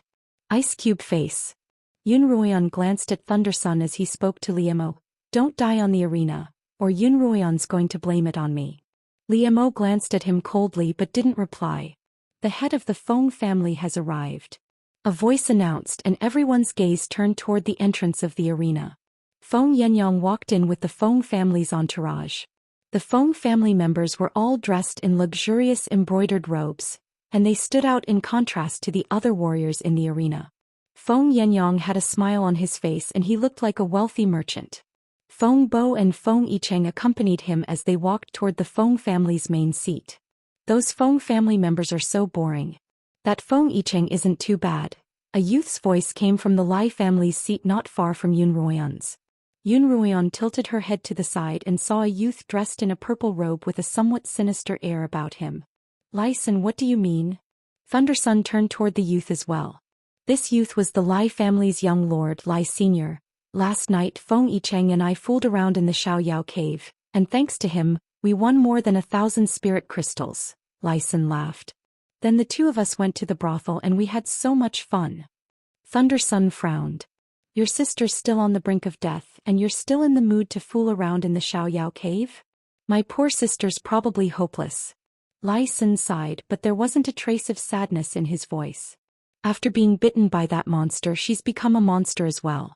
If not for father's reluctance to let her go, I would have ordered someone to free her from this torment long ago." Lai Sun lowered his voice as if he were gossiping. A few days ago Yun Ruoyun had heard from Guan Ruliu that Lai Yun had been bitten by Zhong Yang, and that she must have been poisoned as well. Most people who were poisoned wouldn't live more than a few hours, but Lai Yun had managed to survive for more than 2 months. What Yun Ruoyun didn't know was that in order to save Lai Yun's life, the Lai family had brought out all sorts of antidotes and treasures, and the head of the Lai family, Lai Fenglan, had expended so much of his energy that he was absent from the tournament. "Time's up. Warriors of the 7 cities, prepare yourselves. The tournament is about to begin." A chorus of spiritual energy reverberated throughout the entire plaza, and the already noisy plaza became even more boisterous. "I'm betting on the Thundersun family to win. I saw him defeat the slaves of 6 families with my own eyes," someone in the audience declared. It turned out that many casinos outside the arena had set up bets for the past few days. Almost all the spectators in the stands had participated in the bets. You said so yourself that he won against the slaves of the 7 cities. Where is this? This is the 7 cities tournament, and all the participants are the best of the best, someone else protested. I'm betting on the Feng family to win. The head of the Feng family has always been astute and he can't be wrong about who he chooses. Brother, you really don't know what's going on. Someone else immediately added, this time the head of the Feng family really made a mistake. Last night I even saw that white-robed youth from the Feng family in the Carefree Cave. He spent the entire night in there and his body must have been drained dry. How could he possibly have the energy to compete? This person's mocking words caused the crowd to roar with laughter. How can you guarantee that the Feng or Thundersun family will win? Someone else asked. I see that the other 5 families have very high cultivations as well. Perhaps the wheel of fortune has turned and the Feng family has gone to the other families. Warriors of the 7 cities participating in the tournament, please step forward. A middle-aged man in a black samurai robe stood on the stage and spoke with spiritual energy. The old man's aura was at its peak, and his voice was abnormally loud and clear, instantly suppressing the chatter of the crowd. Yun Ruian couldn't tell how high his cultivation was, but from his aura alone she could tell that he had broken through to the realm of a sword saint. Yun Ruian heard Thunderflame's final instructions to Li Mo, and she gleaned 2 pieces of information from his words. One was that the opponents would be decided by drawing lots. Li Mo would be facing the Wu family would be facing the Zheng family would be facing the Hua family would be facing the Qin family would be facing the Lai family would be facing the Feng family, and the Feng family would be facing Li Mo. Although Thunderflame had said that the opponents would be decided by drawing lots, the fact that he had revealed the results before drawing lots showed that he had made preparations in advance. The other piece of information was that the Feng family had also tampered with the results. It could be said that the Feng family and the Thundersun family had worked together to come up with a list that would benefit both families. Thunderflame then explained the situation of the warriors from the other families to Li Mo, who stood up and prepared to take the stage. At the same time that Li Mo stood up, an alluring woman from the Lai family stood up as well. Yun Ruian saw her throw a flirtatious glance in Li Mo's direction before walking toward the stage. Li Mo waited until the woman was far away before stepping forward. Li Mo. Thunderflame suddenly called out to Li Mo. That woman from the Lai family is called Lai Jiao, and she's extremely adept at the art of seduction. You better be careful. Li Mo didn't even look back as he walked toward the center of the stage, completely ignoring Thunderflame's words. This person is boring. Thunderflame was dissatisfied with Li Mo's coldness. He turned to Yun Ruian. Mute girl, tell me, why would the girl I like be his wife? Ahem. Yun Ruian rolled her eyes and coughed. It's about to begin, second young master. Why don't you focus on the match? Feng Yicheng also walked onto the stage. He was dressed in a white robe that made him look even more handsome and heroic. As soon as Lai Jiao stepped onto the stage, she kept throwing flirtatious glances at Feng Yicheng. In fact, as the 7 warriors walked toward the stage, Lai Jiao had been throwing flirtatious glances at the other 7. Of the 6, only Li Mo remained as cold as ice, treating her as if she were air. Everyone else was slightly moved, especially Feng Yicheng, who kept glancing at Lai Jiao with a smile on his jade-white face. He looked like a rich man who had been bewitched by her beauty. She's beautiful on the outside but rotten on the inside, Thunderflame remarked coldly. Brother Lai, what do you know? Lai Sun continued. Last night I sent Jiao to accompany young Master Feng, but young Master Feng said that he'd wait until after today's match in case he couldn't bring himself to do it again. It's clear that young Master Feng's quite the flirtatious man. Thunderclap Sun sneered and was just about to retort when Thunderclap Batian interrupted him. Thunderflame, focus on the match. Don't waste your breath on irrelevant people. Lai Sun was a famous playboy of the 7 cities. Although he wasn't skilled in the ways of entertainment, he was a top-notch fighter. Thunderflame looked down on such useless playboys, and he usually forbade Thunderflame from playing with Lai Sr.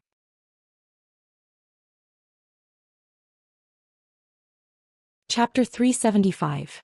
Even the head of the Lai family, Lai Fenglan, was extremely disappointed in his son, so he had placed all his efforts on his daughter, Lai Yun. But now that Lai Yun was in trouble, he had no choice but to send Lai Xin to represent the Lai family at this important event. What's so great about that? I don't even care about the Pai family. Lai Xin glanced at Pai Batian with dissatisfaction. When the 7 warriors stepped onto the stage, their surnames were pasted on their backs. Li Mo's was pasted with the word Pai, Feng Yicheng's, and so on. As usual, the 7 warriors will choose their opponents by drawing lots, the middle-aged referee announced. There was a black metal box at the edge of the stage, and the 7 warriors stepped forward one by one to draw lots. Li Mo didn't know how the Pai and Feng families worked, but when he unfolded the lot in his hand, he confirmed that it was indeed the Wu family. He glanced at the warrior with the word Wu pasted on his back, a burly man as tall as a mountain. Then Li Mo and Feng Yicheng exchanged a tacit look. The middle-aged referee explained the rules of the tournament to the crowd. This tournament wasn't a one-on-one tournament, which meant that 7 people would fight at the same time. In the end, whoever managed to defeat their opponent without being knocked down would be the winner. This was also the most interesting part of the tournament. The 7 experts knew their targets, but they didn't know whose targets they were. Each of them had to defend against the attacks of the other 6 at the same time. Not only did such a battle require a high cultivation, but it also required rich combat experience and strong mental fortitude. Of course, if one's cultivation was so high that they could take on 6 people at once, it would be a different story. This was also why the tournament stage was so large. If 7 experts were fighting at the same time, it wouldn't be able to hold up the stage if it wasn't large enough. Each of you has found your opponent, the referee announced. Said the referee. Following the referee's words, their gazes shifted back and forth, waiting for the referee's command. Then they would launch their attacks at their opponents. The most interesting part of the tournament is that everyone knows who they're up against, but no one knows who's coming after them, Pai Batian explained to Pai Yong. In the previous tournament, he'd been one of the participants on the stage, and in the end he'd been defeated by Fengbo. Yun Ruoyan stared unblinkingly at the stage. Everyone on the stage had concealed their auras, so as not to reveal their true cultivation. Although she knew that Li Mo's cultivation was the highest among the 7 of them, Yun Ruoyan couldn't help but feel nervous. Although the others' cultivation wasn't as high as Li Mo's, they were still quite high. Lai Jiao's bewitchment technique revealed that she was at least at the peak of 9th rank. Apart from Feng Yicheng, the other 5 were no weaker than Lai Jiao, and if they joined forces they would be more than enough to deal with Li Mo and Feng Yicheng. However, Li Mo had his own plans.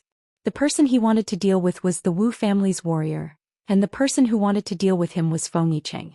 Feng Yicheng naturally didn't need to waste his energy. His main target was the Wu family's warrior. Li Mo learned from Thunderbolt that the Wu family's warriors cultivated metal elemental techniques, while the Wu family's opponent, the Zheng family, cultivated earth elemental techniques. Both families cultivated offensive techniques, so Li Mo decided to let the 2 families fight to the death until both sides suffered heavy losses, then he would be the Oriole behind them. Let the duel begin. As the judge announced the start of the duel, the audience quieted down and turned their attention to the dueling ring. The Wu family warrior was the first to move. With a flip of his hand, he retrieved a large golden blade and slashed at the Zheng warrior. The Zheng clan's warrior used a pair of black and gold sabers. His reaction was abnormally fast. He slashed at the Wu clan's golden saber and blocked the attack. At the same time, he threw the other black scarf saber at his opponent, the Hua clan. As the black gold blade flew out, it left a trail of dust in its wake. Before the blade reached its opponent, the dust had already blinded his opponent. The Hua family's warrior was a skinny young man. He condensed an ice shield to block the wind and dust that swept towards him. However, the black gold blade that followed immediately smashed the ice shield into powder in front of him. The Hua family's young warrior hastily rolled on the ground. Only then did he manage to avoid the fatal blow of the black gold knife. He hastily stood up from the ground. He happened to see that the Qin family's warrior and the Lai family's enchanting female warrior were fighting about 20 feet away from him.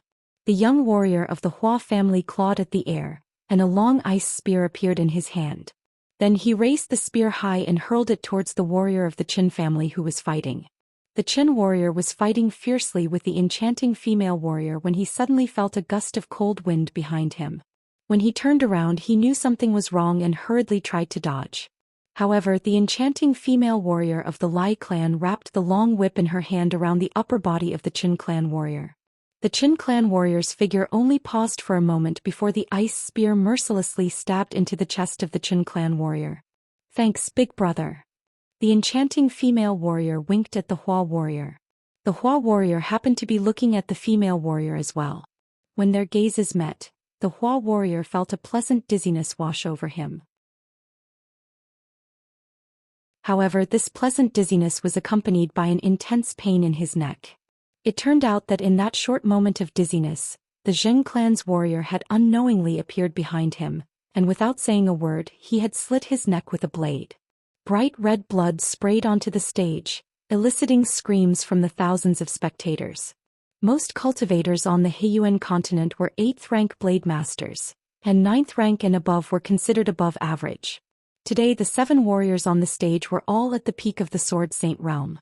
In the eyes of commoners they were rare experts, and the blood of experts was even rarer. The blood of 2 peak swordsmen was enough to make nearly 1,000 ordinary cultivators scream in excitement. The Hua and Qin warriors were drenched in blood. There were only 5 warriors left on the stage, and the Zheng and Wu warriors were still locked in battle. Li Mo remained on the sidelines as if he had no intention of making a move. Meanwhile, Feng Yicheng and Wu Jiao were finally facing each other. "Father, Wu Jiao's target is Feng Yicheng and Li Mo is Feng Yicheng's target. If Li Mo and Wu Jiao join forces, Feng Yicheng is dead for sure," Thunderclap said anxiously. "But it doesn't seem to me that Li Mo has any intention of joining forces with us. Perhaps he doesn't want to team up with Wu Jiao. As long as the other families don't gang up on Li Mo, he'll have a good chance of winning." Thunderbolt's eyes gleamed as he stared intently at Li Mo. As soon as Thunderclap finished speaking, Li Mo, who had been watching from the sidelines, finally made his move. It turned out that the Zheng clan's warrior was ultimately unable to defeat the Wu clan's large man. He was sent flying by an iron fist and flew more than 10 meters away. With a thump, he landed on the ground. Although he didn't die, he was still severely injured. It was impossible for him to continue fighting. Another of the 5 warriors was gone. The Wu warrior saw that Feng Yicheng and Lai Jiao were standing together. Although they hadn't made a move yet, Lai Jiao's seductive gaze had reached its peak. Feng Yicheng also stared motionlessly at Lai Jiao. Those who didn't understand would think that the two of them were looking at each other affectionately, but those who understood knew that the two of them were currently engaged in a battle of life and death in terms of spirit force. Compared to Lai Jiao, the burly man from the Wu family still chose to fight Li Mo. A golden saber slashed toward Li Mo's face. Based on the domineering spiritual energy emanating from the saber, Li Mo estimated that this person's cultivation was between level 1 and 2 peak blade masters, not too far off from Li Mo's level. Although Li Mo appeared to be relaxed, he was well aware of his surroundings. In the face of the domineering and sharp slashes, Li Mo didn't hesitate to take appropriate measures. A green sword aura suddenly appeared in Li Mo's hand, and with a loud clang, the Wu man's golden saber collided with Li Mo's sword. In a split second, the golden and green light clashed so brightly that everyone on and off the stage couldn't open their eyes from the blinding light. In this blinding light, Lai Jiao and Feng Yicheng's battle of spiritual energy entered its most intense phase. Lai Jiao's bewitchment technique was capable of inducing hallucinations in one's opponents, and those whose cultivation was lower than hers would fall under her control. Feng Yicheng's cultivation wasn't much higher than Lai Jiao's, so all he could do was keep himself awake. At that moment, however, the blinding light emanating from Li Mo and the Wu warrior caused Lai Jiao's eyes to close, and the bewitchment technique was abruptly interrupted. Feng Yicheng seized this opportunity to take out a short sword and place it against Lai Jiao's neck. Lai Jiao felt a chill on her neck. She thought she was doomed, but Feng Yicheng whispered in her ear, "I'm sorry." Lai Jiao felt a sharp pain in her abdomen and her body flew into the air. Feng Yicheng had sent her flying with a kick. With a thump, Lai Jiao's body landed outside the arena, and the judge declared her disqualification. There were only 3 warriors left: Li Mo, Feng Yicheng and the Wu warrior. Li Mo and the burly man from the Wu family were still competing in terms of spiritual energy, and Li Mo was gradually gaining the upper hand. The crowd couldn't see what was happening through the blinding light, but they could sense that the green sword light was gradually suppressing the golden sword light. Just as Li Mo's green sword light was about to completely devour the golden sword light, both sword lights suddenly dimmed. The crowd hurriedly turned to the arena to see what was happening. Under the watchful eyes of nearly 1,000 people, 2 figures were sent flying into the air, followed by the sound of 2 heavy objects landing on the ground. How could this be? Thunderbolt Batian sprang up from his seat because one of the 2 figures that had just landed was Li Mo. The only person standing on the arena was Feng Yicheng. The Wu family and Pai family are disqualified, the judge announced. The Feng family is the victor of this tournament.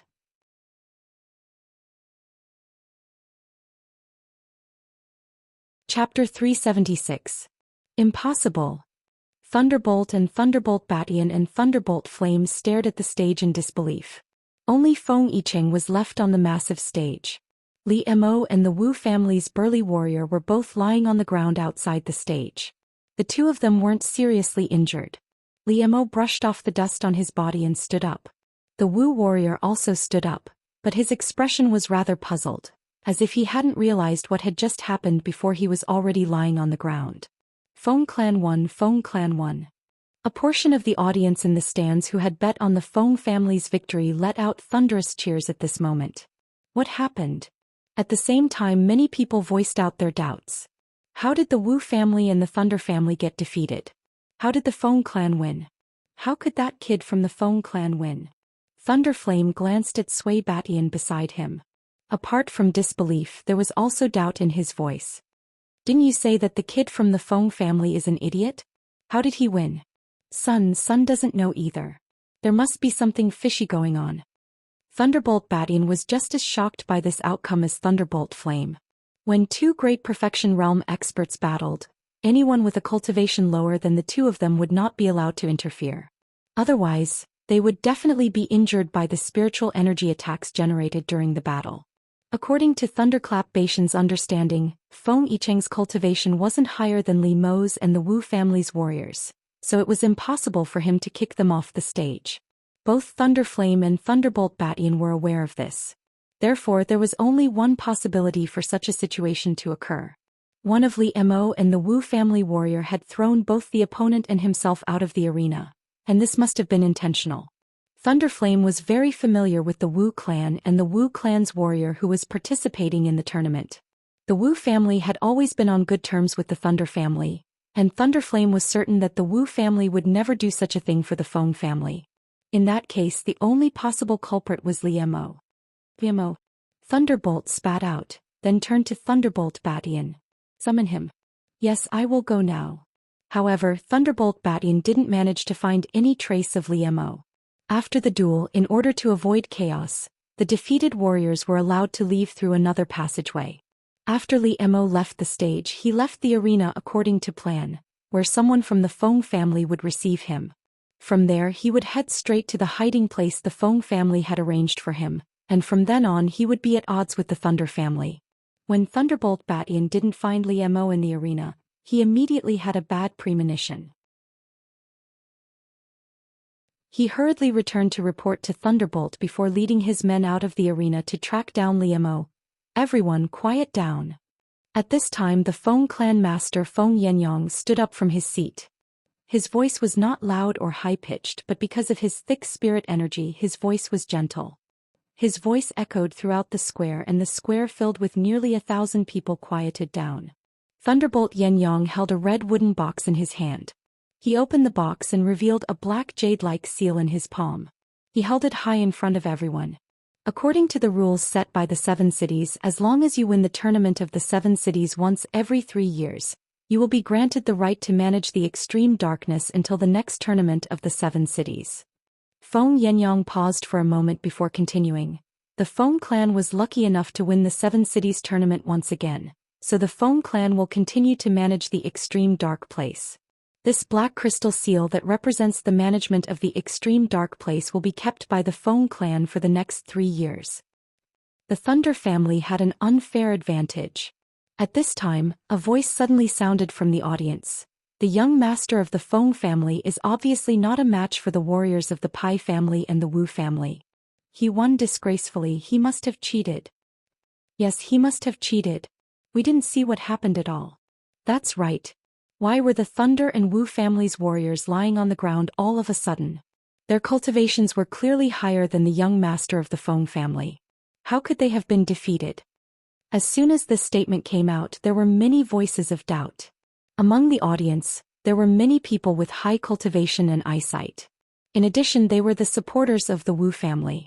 They began to voice their doubts and objections. The supporters of the Feng family naturally wouldn't remain silent. Which eye of yours saw the Feng family cheating? That's right. You also said that you didn't see how the Thunder and Wu family's warriors flew out of the arena. That means that no one saw the Feng family cheating. You are slandering them. Also, you said that the Wu and Thunder families' cultivations were too high. Then it is possible that the two families fought each other and knocked each other out of the arena. A voice said with a matter-of-fact smile.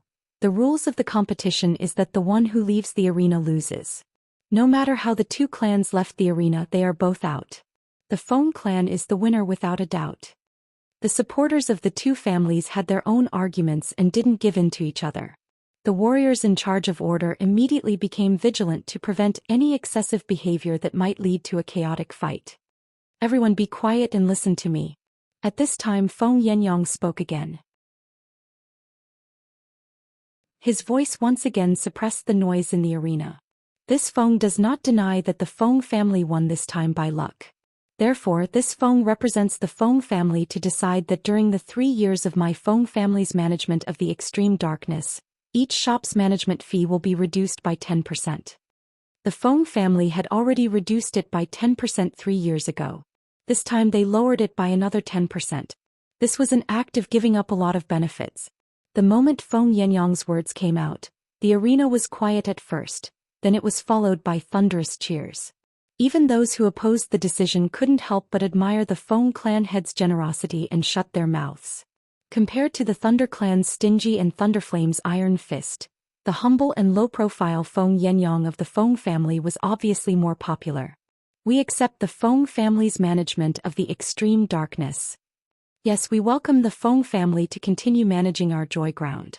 In response to the cheers, Thunderflame snorted coldly in anger. Without true strength, you dare to rely on these cheap tricks to win the hearts of the people? Wait until the day my Thundery clan takes over all 7 cities. We will definitely let you see what a true overlord should have. According to their agreement, Yun Ruoyan would meet up with Li Mo soon after, but Li Mo and his men waited for her for half a day. Yin'er must be in danger. Li Mo was currently in a private room in the Xiaoyao cave, the place where he had agreed to meet up with Yun Ruoyan. After waiting for so long for Yun Ruoyan, Li Mo grew unusually anxious. He stood up from his seat and called out to his men, "I'm going to the Feng family to take a look."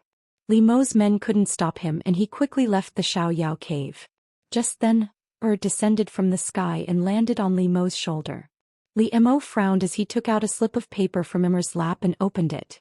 It was Yun Ruoyan's handwriting. As it turned out, Yun Ruoyan had been looking for an opportunity to leave after the duel, but Thunderflame had clung onto her like a piece of candy and kept talking about the duel. By the time Yun Ruoyan had finally shaken off Thunderflame and was about to slip away, Thunderflame called her over again. Because he had lost the duel, Thunderflame's face was frighteningly dark. He stared at Yun Ruoyan for a long while before asking her about Li Mo's recent movements. His questions were extremely detailed and he even asked about the situation in the Xiaoyao cave, to which Yun Ruoyan answered all of his questions. Because Yun Ruoyan's body was shrouded in ghostly energy, Thunderflame hadn't suspected her at all. When Thunderflame told her to leave, Yun Ruoyan finally had a chance to escape. However, she suddenly changed her mind. The adventurous spirit that she'd developed at some point in time gave her a bold idea. Since Thunderflame hadn't realized that she was a mute girl, she could stay behind. On one hand, she could help the Feng family gather intelligence, and more importantly, she could find an opportunity to find out the whereabouts of her father, Long Yin, from Thunderflame. That year, Long Yin had been captured by Thunderflame, which meant that he might be the only person who knew of her father's whereabouts. If she left just like that, Yun Ruoyan didn't know if she'd have another opportunity to infiltrate the Thunderflame household. As a result, she decided to stay behind at the Thunderflames Inn and have Emo deliver a letter to Li Mo, informing him of her bold idea. She even told me not to worry, and she even told me to leave on my own. Has she forgotten whose wife she is? Li Mo muttered to himself coldly, suppressing his desire to rush to the Feng Manor and drag Yun Ruoyan out of there. At this moment, Li Mo was both angry and worried about Yun Ruoyan's impulsive behavior. More than anything else, he felt as if he had used up all of his helplessness on Yun Ruoyan, and he was beginning to feel like he had overexerted himself. Yun Ruoyan, you'd better come back in one piece or I'll. Li Mo clenched the note tightly in his palm. Thunderflame had brought a group of warriors from the Thunderflame family to search through every nook and cranny of the Thunderflame family, but they hadn't found a trace of Li Mo. By now he was certain that he and his father had been fooled by Li Mo and the Feng brat. After confirming this, he immediately returned to the inn to report the situation to Thunderflame. Li Mo and the Feng brat. When Thunderflame heard Thunderflame's report, he was so angry that his face turned red. To think that I, Thunderflame, would fall at the hands of these two brats. Father, I think there's something fishy going on, Thunderflame said. How did Li Mo and Feng Yichen get together? The mute girl was clearly keeping an eye on Li Mo, and the two of them didn't even have a chance to interact.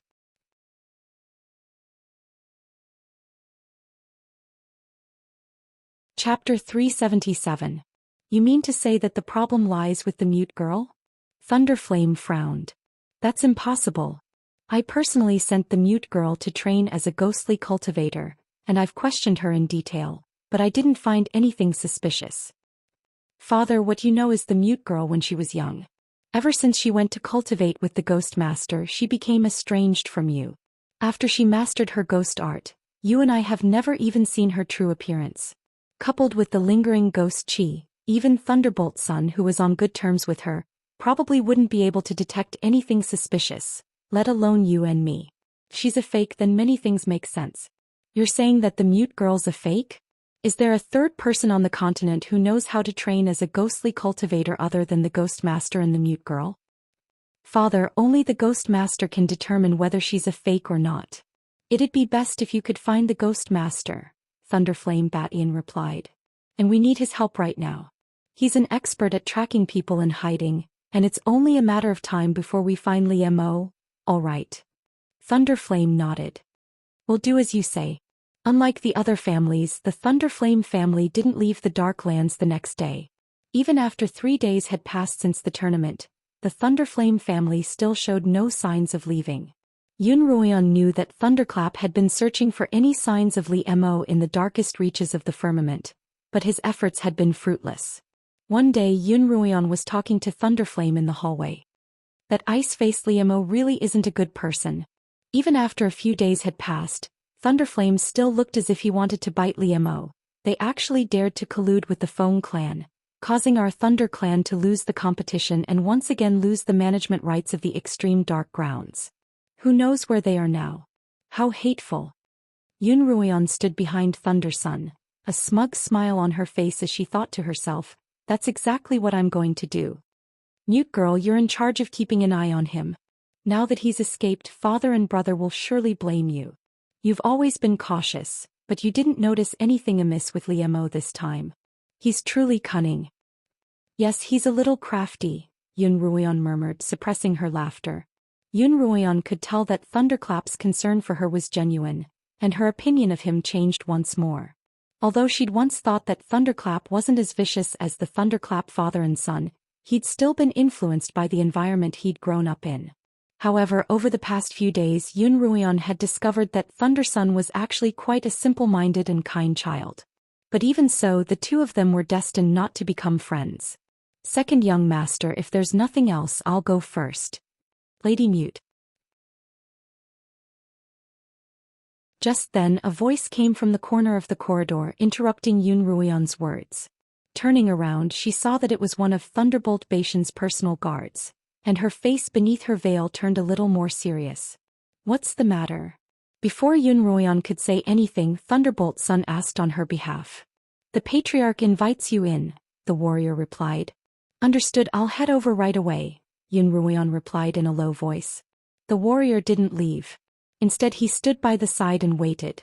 Yun Ruoyan glanced at Thunderbolt before turning to leave. I'll go with you, Thunderbolt's voice rang out from behind her. At least I can plead on your behalf. Yun Ruoyan, accompanied by Thunderbolt, arrived at Thunderbolt's room. Why are you here? Thunderbolt frowned when he saw Thunderbolt. The tournament's already over, so why aren't you rushing back to Thunderbolt City? Father, there's no need to chase me away. I'll be leaving tomorrow, Thunderbolt replied with a smile. Perhaps because he hadn't placed too much hope on Thunderbolt, Thunderbolt was relatively lenient toward his youngest son. He wasn't as strict with him as he was with Thunderbolt Batian, and he didn't offer him any support in managing the family. Lady Mute, you've been following Liemo like a shadow all this time. Have you really not noticed anything strange about him? Thunderbolt shifted his gaze from Thunderbolt to Yun Ruoyan. This wasn't the first time Thunderbolt had asked this question. As soon as it was confirmed that Liemo had defected, Thunderbolt had asked Yun Ruoyan the same question. At that time, Yun Ruoyan's reply had been simple and clear. However, this time, Yun Ruoyan clearly felt that she wouldn't be allowed to get away with it so easily. Yes, Patriarch, Yun Ruoyan bowed. I truly haven't noticed anything strange. He doesn't speak much and he doesn't reveal too much emotion, making it difficult for others to read his mind. I'm only ensuring that nothing strange happens to him while I'm with him. As for what he's up to or what he's prepared beforehand, I can't detect or predict. Yun Ruoyan had prepared this speech in advance, so she spoke very naturally without the slightest hesitation or guilt. Thunderbolt couldn't find any fault with her words, but he was already suspicious of her. Now that he saw Yun Ruoyan pretending to be a mute girl, he felt that something was off. Mute girl, you've suddenly become so fluent in your speech, Thunderbolt commented. Yun Ruoyan couldn't help but pause. She hadn't expected that her smooth speech would be so suspicious. Not knowing how to respond, she lowered her head in silence. Father. Thunderbolt could sense Thunderbolt's suspicion of Yun Ruoyan. She grew up with me and I know her best. She wouldn't do anything to betray the Thunderbolt family. Thunderbolt glanced at Thunderbolt, causing him to swallow his words. Then he turned to look at Yun Ruoyan. Usually when I hear you speak, you're always divided into 3 parts and never more than 3 sentences. Why do you sound like a completely different person now? As Thunderbolt stared at Yun Ruoyan, his aura grew stronger and stronger. He was trying to intimidate Yun Ruoyan with his aura. In the face of such a powerful spiritual aura, Yun Ruoyan didn't try to maintain her composure. Her voice began to tremble and a sheen of sweat began to form on her forehead. Father. The mute girl wasn't always silent. Before she started cultivating as a ghostly cultivator, she was quite talkative, but her voice was ruined by the ghostly aura and she spoke less and less. It's no surprise that she was so anxious to defend herself that she became a little more talkative in the heat of the moment. Quote, after hearing Thunderbolt's words, Thunderbolt finally stopped glaring at Yun Ruoyan, and his aura lessened slightly. Yun Ruoyan let out a soft breath. Matriarch. Yun Ruoyan seized the opportunity to defend herself. I've always been loyal to the Thunderbolt family, and I hope that you'll investigate this matter. Li Mo's betrayal was indeed due to my negligence, and I hope that you'll punish me accordingly. Thunderbolt returned to his chair and sat down. He didn't say anything about Yun Ruoyan's punishment, nor did he ask her to leave. Yun Ruoyan simply stood there waiting for Thunderbolt to speak. After a long while, Thunderbolt couldn't stand it any longer. Father, if there's nothing else, I'll be leaving with the mute girl. You leave but the mute girl stays, Thunderbolt replied coolly.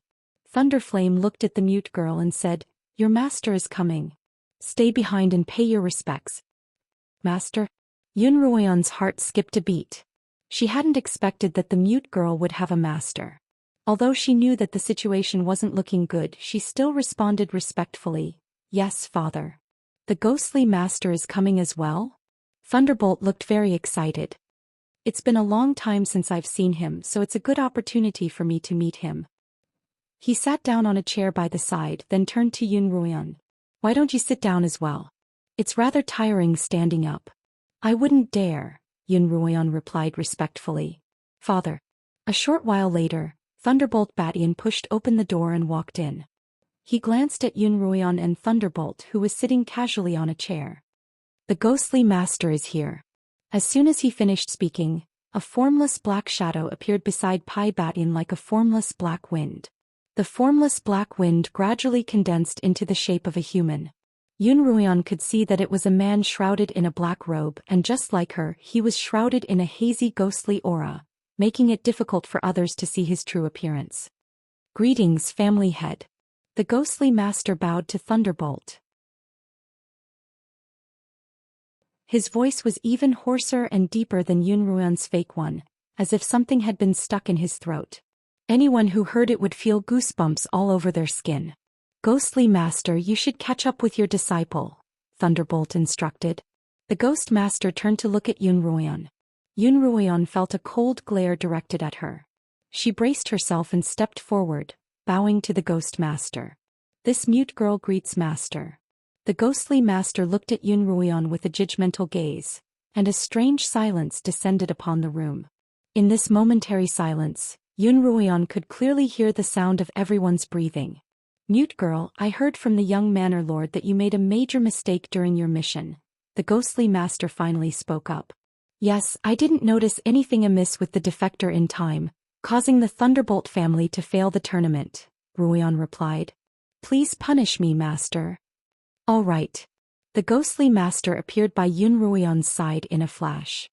He stretched out a jet-black ghostly hand and struck at Yun Ruoyan's face, catching her completely off guard. Ghostly master. Thunderbolt only had time to call out, but he wasn't able to stop the attack in time. Yun Ruoyan felt a strong force slapping toward her face. The speed and strength of the blow were so fast that she couldn't possibly withstand it.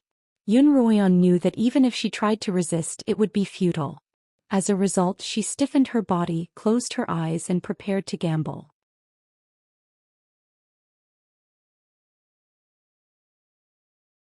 Chapter 378. The jet-black ghostly hand stopped inches from Yun Ruoyan's face, and a sharp gust of ghostly energy caused the black aura around her to sway. It wasn't easy to raise you, and it'd be a pity to kill you. The ghost master retracted his hand and continued, I'll plead with the patriarch to give you a chance to redeem yourself. Yun Ruoyan opened her eyes and replied with lingering fear, Yes, master. You may all leave. I have something to discuss with the ghost master, Thunderflame said. Yun Ruoyan, Thunderflame, and Thunderflame all left the room. Brother, have you found Liemo? Thunderflame asked Thunderflame in the hallway. No, but there's news that he's been spotted nearby. I'll go take a look right now. No matter where he's hiding, I'll find him. After Thunderbolt Batian finished speaking, he turned around and walked down the small building.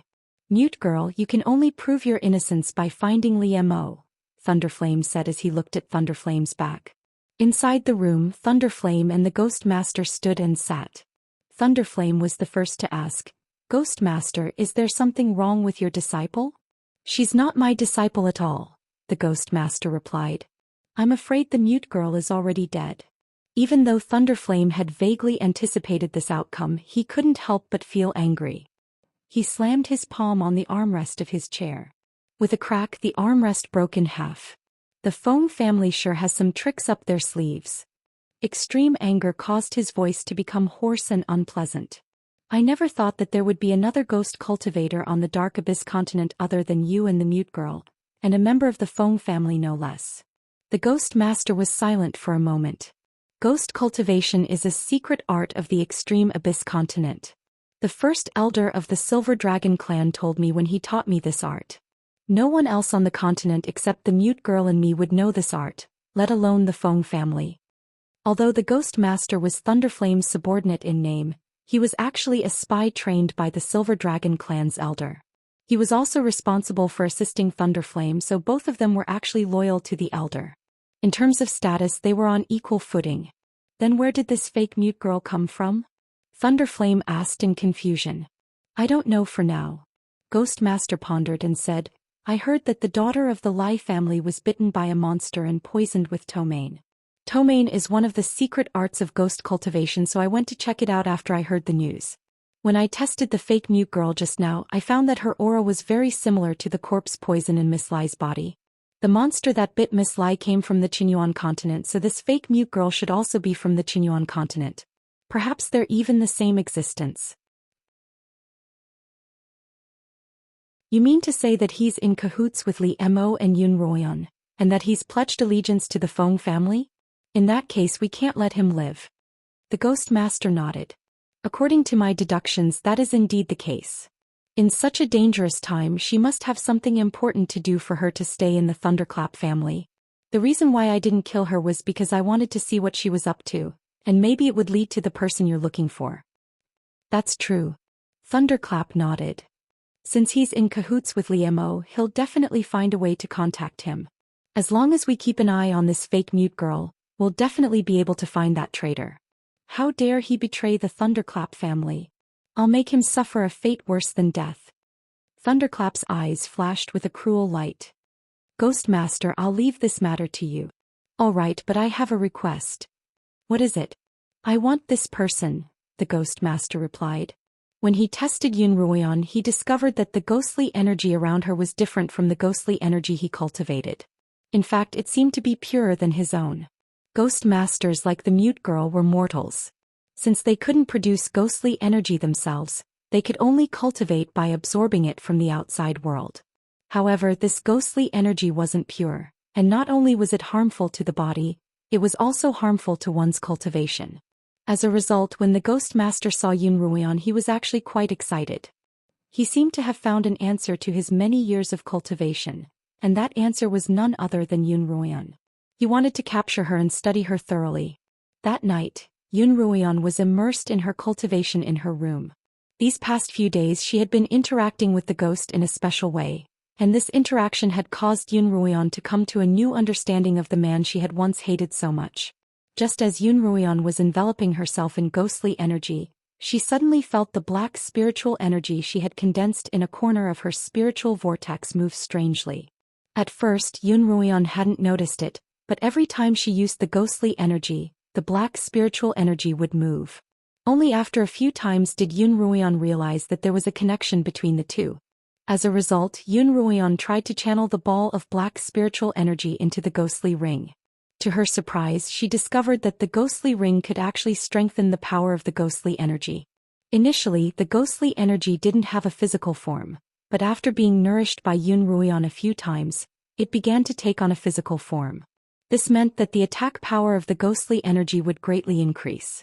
At that moment, Yun Ruoyan was slowly channeling the black spiritual energy from her spiritual vortex into the ghostly ring. Because of the black spiritual energy's nourishment, the ghostly energy within the ring began to grow stronger and stronger. The ghostly energy it released filled the entire bed, making it look rather eerie. Just then a chirping sound rang out in Yun Ruoyan's mind. "Mistress, there's a strange aura spying on you from a corner." Yun Ruoyan's heart skipped a beat. She opened her bright eyes in the midst of the ghostly energy. She saw a faintly discernible shadow flash by a corner of the room, then disappear. It's the Ghost Master. Yun Ruoyan's sensitive senses detected the aura of the Ghost Master. She had thought that she had managed to escape today, but she hadn't expected the Ghost Master to be spying on her from the shadows. "Qiu, it looks like I'm being watched," Yun Ruoyan murmured, a little discouraged. "Mistress, the current situation doesn't permit you to take any more risks. You have to think of a way to escape." Yun Ruoyan wasn't the type to drag things out. After a moment's thought, she made a decision. "You're right. Since I've already been seen through, I shouldn't stay here and let them find out where I'm weak." She had originally planned to use her identity as a mute to infiltrate the Thunderflame household and find out the whereabouts of her father, Long Yin. She hadn't expected to be exposed so quickly. If she were caught, not only would she not be able to achieve her goal, but she would also bring trouble to Li Mo and the Feng family. Yun Ruoyan stopped cultivating, and the ghostly energy returned to the ghostly ring on her finger. She then lifted the curtains and got off the bed. "Mistress, you're not going to leave just like that, are you?" Qiu asked. "I've sensed the auras of quite a few experts outside, and they're all at least 9th rank blade masters. I'm afraid I won't be able to escape." Yun Ruoyan hadn't sensed any other experts outside, and she couldn't help but pause when she heard Qiu's words. She had intended to release her ghostly energy to stall the Ghost Master and escape, but she had no choice but to change her plans after hearing Qiuqiu's words. Looks like I'll have to ask for help. Yun Ruoyan sighed. Who? Qiuqiu asked. Mistress, did the Feng family leave a helper here? Yun Ruoyan didn't answer Qiuqiu's question. Instead she tidied up her clothes and walked out of the room. Yun Ruoyan knew that she had been exposed, but the fact that Thunderflame hadn't attacked her meant that he wanted something from her. Yun Ruoyan expected that as long as she didn't try to escape, the people watching her wouldn't do anything to her. As a result, Yun Ruoyan leisurely strolled along the corridor as if she couldn't sleep at night. As she walked, she looked around. The Thunderflame family's ruthless methods not only earned them a fearsome reputation, but also brought them many enemies. As a result, the Thunderflame family's defenses had always been excellent. Although there seemed to be nothing around the inn, in fact, there was a restriction in the air to prevent people from entering on swords. As a result, anyone who wanted to enter or leave the inn had to go through the main entrance. In the courtyard, there were 3 groups of warriors patrolling the grounds day and night. Even a fly wouldn't be able to escape. Yun Ruoyan retracted her gaze and strolled all the way to Thunderflame's room. Thunderflame, are you asleep? Yun Ruoyan stopped in front of Thunderflame's door and called out in a hoarse, mute voice. Cultivators were usually more alert, and before Yun Ruoyan could call out a second time, the room lit up. I just fell asleep. Wait a moment, I'll be out in a moment. Thunderflame's voice came from within the room. Not long after, he opened the door wearing a loose nightgown. What's the matter, mute girl? Thunderbolt rubbed his eyes, looking as if he hadn't just fallen asleep, but had been woken from his deep slumber. He smiled bitterly at Yun Ruoyan. Don't tell me you're only seeing me off in the middle of the night? Thunderflame had only told Thunderflame today that he would return to Thunderflame alone the next day. I haven't had a chance to thank you for speaking up for me in front of the family head. Yun Ruoyan found a random excuse. Come in and talk. Thunderflame smiled and opened the door. Yun Ruoyan shook her head. Come out and walk with me. It's too stuffy in here. All right. Thunderflame didn't hesitate and walked out of the room. Thunderflame followed Yun Ruoyan along the railing. Second young master, have you always treated me as a friend? Naturally, she was referring to the mute girl.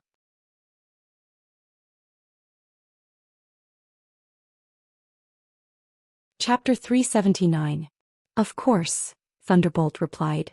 Ever since I was young, everyone by my side has treated me like a master. Only you treat me like a commoner, and I'm the only one who can talk to you. Yun Ruoyan was silent for a moment. She really hadn't expected Thunderbolt to be good friends with the mute girl, and from what Thunderbolt had told her, Yun Ruoyan understood that the mute girl wasn't an unpardonably evil person.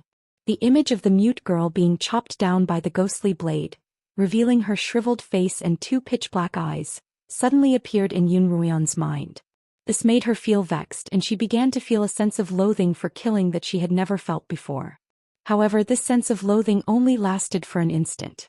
In reality, when someone raised a butcher's knife against you, you didn't even have time to consider whether they were good or bad, or whether they deserved to be killed.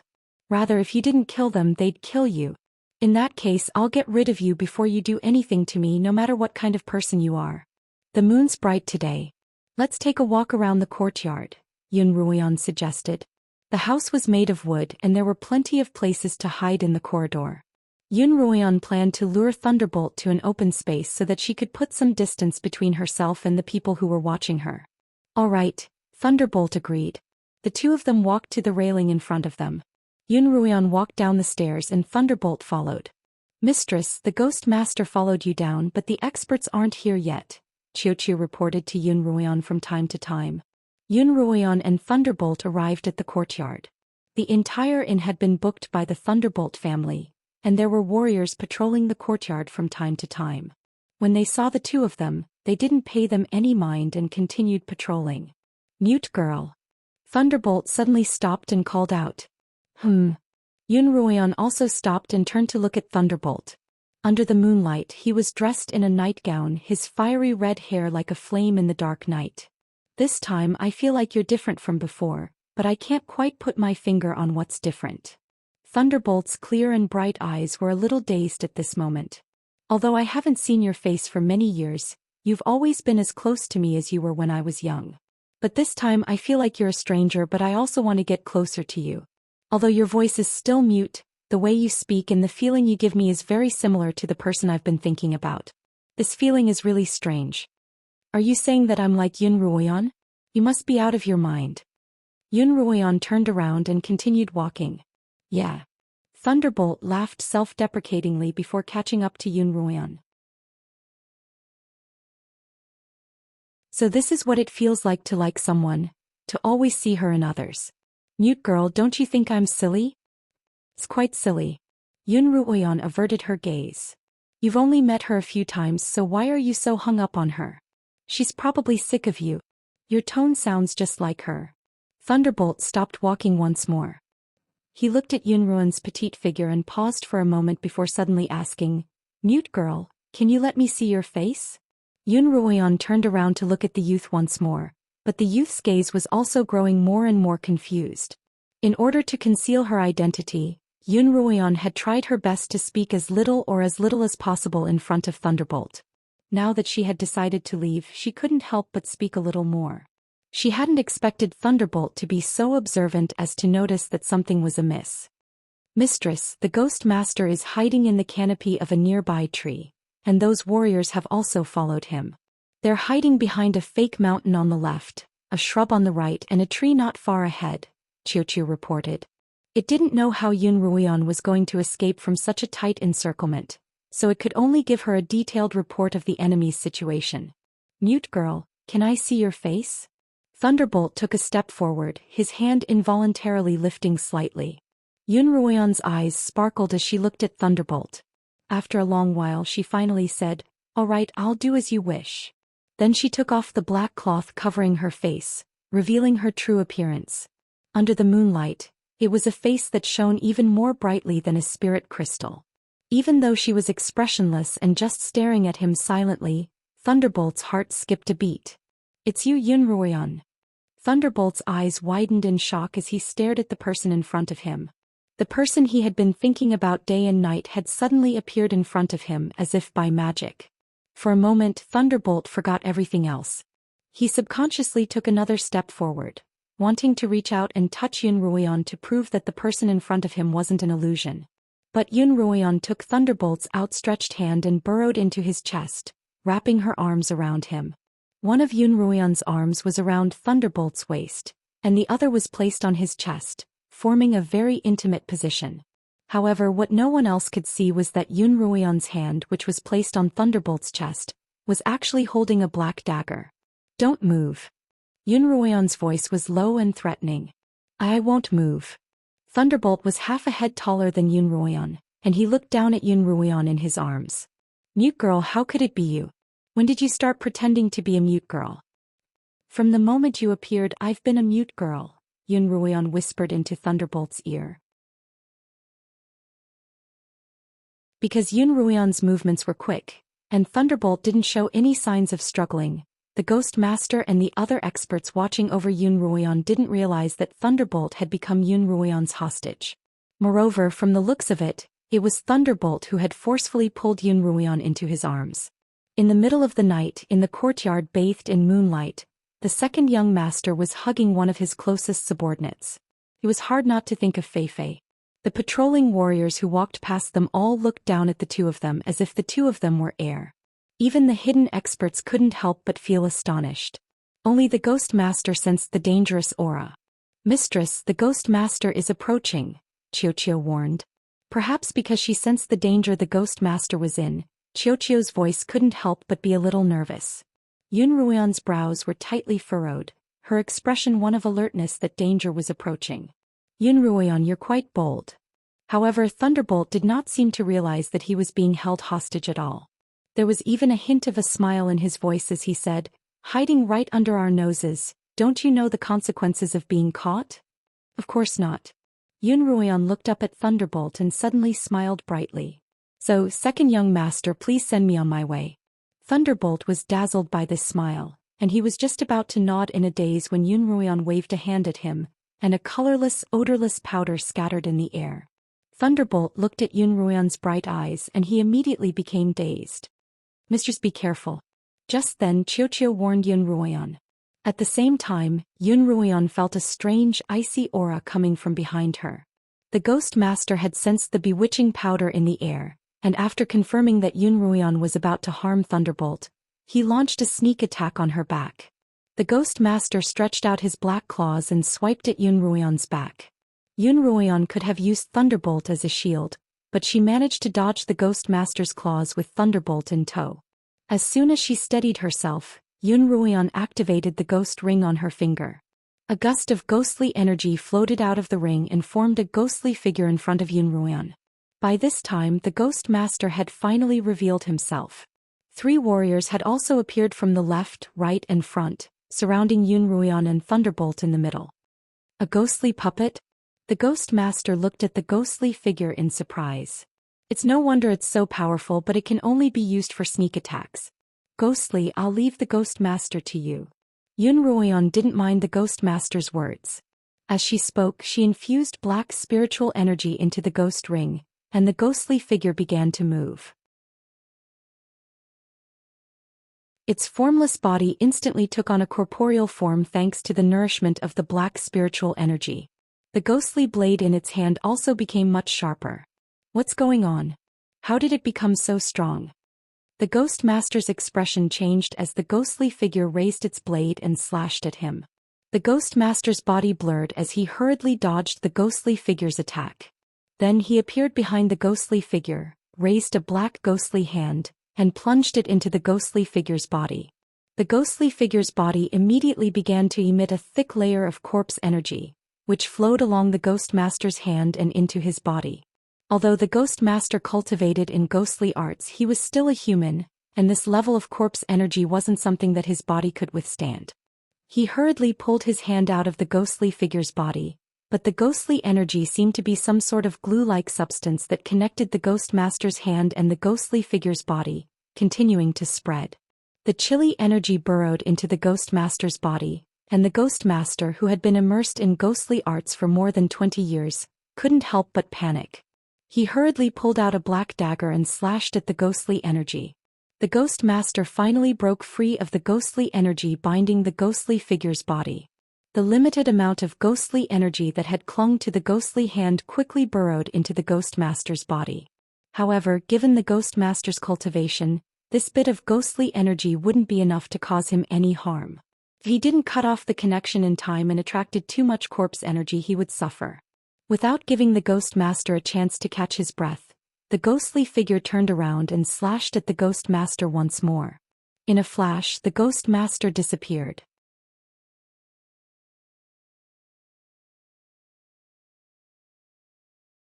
Chapter 380. The Ghost Master had underestimated the ghostly figure's abilities. Only now did he realize that he couldn't kill the ghostly puppet that he'd been talking about. As a result, he switched to a defensive stance and began tangling with the ghostly figure. Even with its strange footwork, the ghostly figure wasn't able to kill the Ghost Master. When Yun Ruoyan saw that the Ghost Master had managed to stall the ghostly figure, she placed her black dagger against Thunderclap's neck and used him as a hostage as she walked toward the gates. The 3 warriors surrounded Yun Ruoyan, not daring to make a move. Seeing that the gates were right in front of her, Yun Ruoyan quickened her pace. Just as the 2 of them were about to step out of the gates, Thunderclap led a group of warriors and blocked Yun Ruoyan's path. I turned the entire city upside down, but I couldn't find you. So you're hiding right under my nose. Thunderclap called out to Yun Ruoyan from afar. You can wear out iron shoes in a fruitless search, only to find what you're looking for without even looking. That's right, but I don't want to play with you anymore, Yun Ruoyan replied coldly. Your son is in my hands, so you'd better not act rashly. Quote, Thunderclap. Thunderclap turned to his youngest son. This Yun Ruoyan is extremely important to the Thunderclap. If she escapes, the blow to our family will be even greater than losing the tournament. For the sake of the Thunderclap family, I'm afraid that I won't be able to protect you this time. Thunderclap's eyes were clouded, and without Yun Ruoyan's orders, he was like a puppet. I'm actually that important? Yun Ruoyan narrowed her eyes. She couldn't help but remember that her father had also been captured by Thunderclap, and a thought surfaced in her mind. Thunderclap was after someone with the demonic dragon bloodline. Just as this thought formed in Yunruo's mind, Thunderclap waved his hand and ordered, "Capture Yunruo alive." The three warriors immediately charged at Yunruo. Yunruo hadn't expected Thunderclap to disregard his own son's life, but she had clearly heard him say that he wanted her alive. "Be careful," Yunruo reminded Thunderclap. Yunruo turned to Thunderbolt, then pushed him aside and charged at the three warriors by herself. These three warriors were all 9th-rank swordsmen, slightly weaker than Yunruo. In a one-on-one fight, none of them would be a match for Yunruo, but it wasn't impossible for the three of them to gang up on her and kill her. It was just that capturing her alive would require a lot of effort. If the three of them were to attack her at the same time, she wouldn't be able to hold her own against so many hands. But if he wanted to capture Yunruo alive, he couldn't use physical combat. He could only use spiritual energy to fight with her from a distance. One of the warriors was a wood-attuned external cultivator. He extended his hand and released a vine to entangle Yunruo, but Yunruo took out Qi Tong's sword and sliced the vine apart. Another warrior released a fireball at Yunruo. Yunruo brandished Qi Tong's sword and pierced through the fireball, but it didn't dissipate immediately. Yunruo imbued Qi Tong's sword with spiritual energy, causing the fireball to grow larger. Another warrior thrust an ice arrow at Yunruo from the other side. Yunruo threw the fireball from Qi Tong's sword at him. With a loud bang, the fireball collided with the ice sword. The ice sword instantly melted, and the person holding the ice sword was enveloped by the shattered fireball. The samurai's body was covered by a layer of spirit force to protect himself. After repelling the first wave of attacks, Yunruo began her counterattack. She condensed dozens of fireballs in front of her, and with a wave of her hand she sent them flying at the people around her. A 9th-rank Blademaster's fireball was extremely powerful, and with Qi Tong's support, its power was multiplied several times over. The warrior who had been engulfed in spiritual fire and had been using a spiritual barrier to protect himself was struck by Yunruo's fireball once more. His barrier had reached its limit and it broke apart in an instant. The spiritual fire directly adhered to his body, and his entire body was engulfed in flames. Under the scorching heat of the spiritual fire, the man screamed in pain. The weaker warriors surrounding him hurriedly used water to extinguish the flames. Even after a bucket of water was poured down, the flames continued to burn brightly. By the time they were finally extinguished, the warrior had already turned into charcoal. Yunruo had discovered that Qi Tong could increase the power of her fireballs. When she condensed another fireball, she threw it out with her sword. As soon as the fireballs touched Qi Tong's aura, their temperature soared and they whizzed in all directions. Quite a few of them flew in Thunderflame's direction. Thunderflame blocked them with a wave of his hand, but the warriors behind him and around him weren't spared.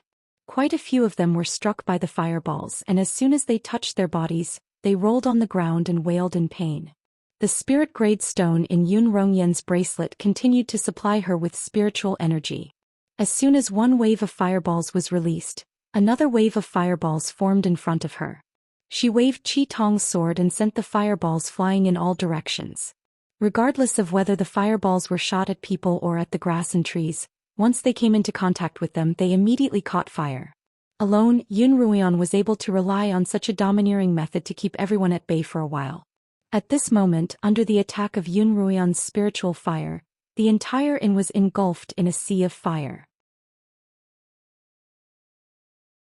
Within the Xiaoyao cave, Li Mo was standing at the highest point, looking in Yunruo's direction. This was the task that Li Mo had spent the most time on recently. "Brother Li." Feng Yicheng's voice came from behind Li Mo. He walked up to Li Mo's side and looked in the same direction. "Is there still no news of Miss Yun?" "No," Li Mo replied. "Perhaps no news is the best news," Feng Yicheng replied. "On the other hand, I admire Miss Yun's courage. She played a huge role in our success in carrying out our plan.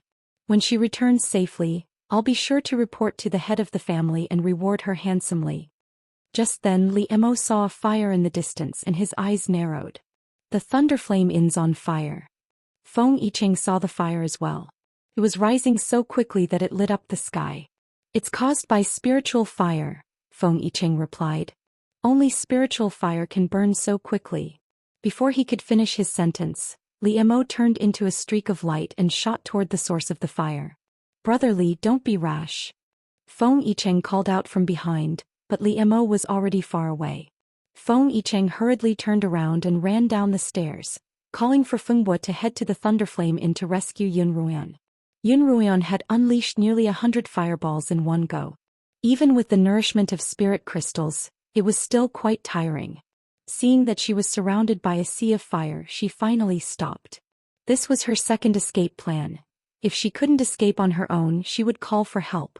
Thunderflame could tell that Yun Ruoyan was trying to get her companions to rescue her, and he finally made his move. He charged directly at Yun Ruoyan, not using a weapon because he didn't want to harm her life. Master, be careful. Qiuqiu could feel the powerful aura coming towards them and couldn't help but warn loudly. Yun Ruoyan quickly retreated, using the Scarlet Eye to block the attack. Thunderflame reached out to grab Yun Ruoyan, but the searing heat from the Scarlet Eye made it impossible for him to touch her directly. As a result, he released some spiritual energy into Qi Tong's eyes and began a spiritual duel with Yun Ruoyan. Yun Ruoyan's cultivation was no match for a full-fledged Thunderflame cultivator, and Yun Ruoyan would surely be crushed in a battle of spiritual energy. If the difference in cultivation was too great, the weaker party could easily die. The Silver Dragon Elder had specifically stated that Yun Ruoyan wanted her alive, which was why Thunderflame hadn't attacked at the start. What he hadn't expected was that Yun Ruoyan's barbaric fighting style would prevent his warriors from getting close to her. Thunderflame had no choice but to take the risk. If he killed Yun Ruoyan, all of his efforts would be wasted, so he had to be careful. Surrender. Li Mo looked at Yun Ruoyan through the flames of the Scarlet Eye. Absolutely not.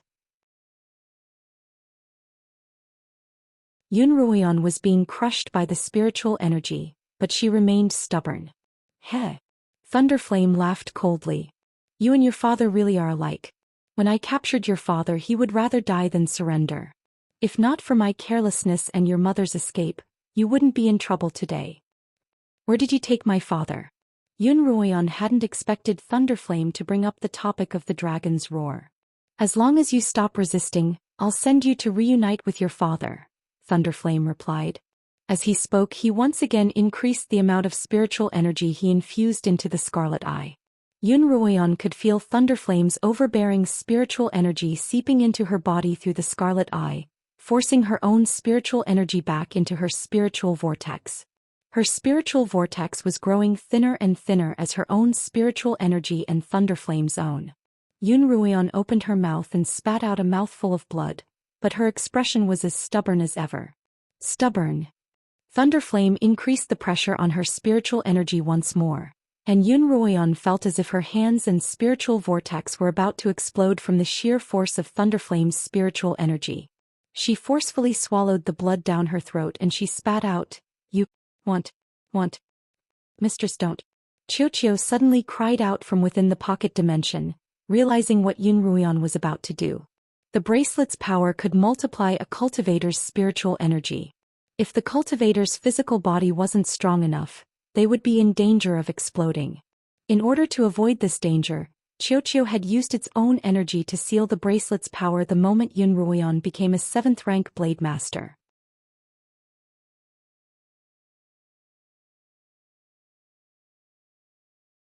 Chapter 381. Right now Yun Ruoyan was trying to force her way through the seal. She was currently a 9th-rank Blade Master, and if she were to double her cultivation she would be an 8th-rank Sword Saint. Her body wouldn't be able to withstand such a blow. Qiuqiu watched helplessly as the seal within the bracelet's pocket dimension shattered bit by bit. "Mistress, you won't be able to withstand it." Qiuqiu cried out in despair. As it spoke, the seal completely collapsed, and Yun Ruoyan regained control of the bracelet's power. The spiritual energy within her body, which had been suppressed by Thunderflame, was amplified by the bracelet's power and transformed into a frighteningly powerful burst of spiritual energy that struck the Scarlet Eye's sword. Thunderflame, who was in the midst of suppressing Yun Ruoyan's spiritual energy, suddenly felt a wave of spiritual energy that even he couldn't withstand. It collided with the spiritual energy he had released. What's going on? Thunderflame had never encountered such a situation before. Yun Ruian was clearly only a 9th-rank blade master, so where was this terrifying spiritual energy coming from? As the spiritual energy grew stronger and stronger, Thunderflame finally couldn't withstand it any longer and spat out a mouthful of blood. Thunderflame's reaction wasn't slow. He immediately raised his cultivation to its peak in order to resist the terrifying spiritual energy. When the two waves of spiritual energy collided, Yun Ruian finally couldn't withstand it any longer and was sent flying.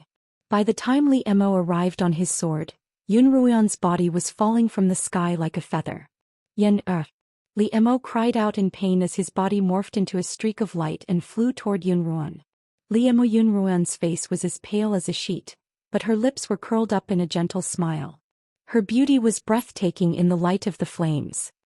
"You're here," Yun Ruian murmured. "I'm here, Yen. I'll take you away." Li Mo picked up Yun Ruian and turned to leave. "Since you're already here, don't even think of leaving." Thunderflame appeared in front of Li Mo. "Get out of my way," Li Mo ordered coldly. Thunderflame wiped the blood from the corner of his mouth and said coldly, "You want me to step aside? Let's see if you have the ability." Thunderflame's cultivation was higher than Li Mo's, and even without Yun Ruian, Li Mo wouldn't be a match for Thunderflame. Moreover, with Yun Ruian by his side, it would be nearly impossible for him to escape unscathed. Just as Li Mo was prepared to fight to the death, a black figure suddenly appeared from afar. "Young Master Li, hurry up and bring Miss Yun away." A voice that had been deliberately altered rang out. Following that, a black figure arrived and attacked Thunderflame without saying a word. A large icicle shot out from the black-robed figure and shot towards Thunderflame. Thunderflame, who had not used a weapon all this time, pulled out a snow-white greatsword and hacked down on the icicle. The icicle was shattered by the greatsword and fragments of ice scattered in all directions. It was as though snow and ice had fallen from the sky. When the icicle was completely destroyed by Thunderflame, he looked up to find that the black-robed figure who had attacked him was nowhere to be seen. Yun Ruian and Li Mo were also nowhere to be seen. Thunderflame bellowed, his voice shaking half of the darkest land. Li Mo brought Yun Ruian back into the cavern. Yun Ruian was in Li Mo's arms, gulping down mouthfuls of blood. She could no longer keep her eyes open and it looked like she was about to collapse. Yen, don't sleep. Open your eyes." Li Mo called out to Yun Ruian as he tried to infuse spiritual energy into her body, only to find that her meridians had been completely severed. "Brother Li, the spiritual herbs are here." Feng Yicheng hurriedly brought over all sorts of spiritual herbs. Li Mo took them and fed them to Yun Ruian, but they all came gushing out of her mouth. Li Mo, who would remain calm even if the sky were to collapse, was now trembling, his face pale, and an unprecedented sense of fear and despair welled up in his heart. "Fengbuo's here, Fengbuo's here." Feng Yicheng hurriedly pulled Fengbuo over to Li Mo's side. "Quick, let Fengbuo take a look at Miss Yun." Fengbuo sighed. "Her spiritual vortex is completely shattered, and her meridians are all severed. I've never seen anyone survive such severe injuries. No, Yen will live." Li Mo hugged Yun Ruian tightly in his arms. "She'll definitely live. Uncle Feng, just try everything you can. Stop Miss Yun's bleeding first," said Feng Yicheng. "All right." Fengbuo used his powerful spiritual energy to seal Yun Ruian's internal bleeding, and she finally stopped vomiting blood. "What happens next will depend on her own luck," said Count of Wind. The next day, when Feng Yicheng received news that the Thunder family was about to leave, he immediately brought a group of warriors to the inn. He was clearly there to cause trouble. The inn's fire burned for an entire night before it was extinguished. Almost all the buildings in the inn had been turned to ashes. Feng Yicheng stood outside the inn's door and looked at the terrible state inside. He couldn't help but sigh, "This Miss Yun is really generous. Young Master Feng, you have to help me." As soon as the innkeeper saw Feng Yicheng, he immediately threw himself at his feet. "I've paid a large sum of money to the Feng family every year, and now all of the money I've accumulated over my lifetime has been reduced to ashes. You have to help me." "Gira, calm down." Feng Yicheng immediately pulled the old man up. "I don't know how the fire started, but if it's a natural disaster, the Feng family will help you rebuild your business. If it's a man-made disaster, the Feng family will naturally seek justice for you. Tell me, is this a natural disaster or a man-made disaster? As Feng Yicheng spoke, he glanced at Pai Batian, who was standing in the courtyard. Yesterday, Pai Batian had received news that someone had seen Li Mo in a small city not far from the land of extreme darkness, and he had hurried over with his men. Actually, that had been a deliberate ploy by the Feng family to confuse Pai Batian. When he returned this morning without any success, he saw the scene in front of him. It's a man-made disaster. The innkeeper gathered his courage and said to Feng Yicheng, "Last night, for some reason, there was an internal strife in the Thunderbolt clan. One of the Thunderbolt clan's female subordinates suddenly defected. The Thunderbolt clan's patriarch brought people to stop the defection. That woman anxiously set fire everywhere, turning my inn into ashes. My life's work on." The 60-year-old man cried like a child on Feng Yicheng's shoulder. The innkeeper had lost his life's work, but he didn't dare ask for compensation in front of the Thunder family. He held it in until Feng Yicheng arrived. Only then did he pour out all of his grievances, hoping that the Feng family would give him justice. "Innkeeper, don't worry. As long as the Feng family is still the manager of this place, we will uphold justice for you. No one will be able to break the rules in the land of extreme darkness," Feng Yicheng said righteously. He purposely raised his voice to attract Thunderclap Bashan's attention. Pai Batian turned his gaze to Feng Yicheng, and Feng Yicheng looked back at him with a half-smile. "Young Master Pai." Feng Yicheng walked over to Pai Batian, one hand holding the tear-stained innkeeper's hand. "You have to give this innkeeper an explanation." Pai Batian had ordered his warriors to prepare a carriage, and it seemed like he was about to leave the land of extreme darkness. "What explanation?" Pai Batian glanced at the innkeeper coldly, and the innkeeper immediately hid behind Feng Yicheng. The Thunder family was famous for being tyrannical, and offending them could result in the destruction of the entire clan. If the innkeeper hadn't suffered such heavy losses, he wouldn't have risked angering the Thunder family to seek justice. "Young Master Pai, there's no point in scaring the weak," Feng Yicheng replied. "Your Thunder family caused internal strife and burned down this innkeeper's inn. Aren't you going to give him an explanation?" "Internal strife?" Pai Batian laughed in anger.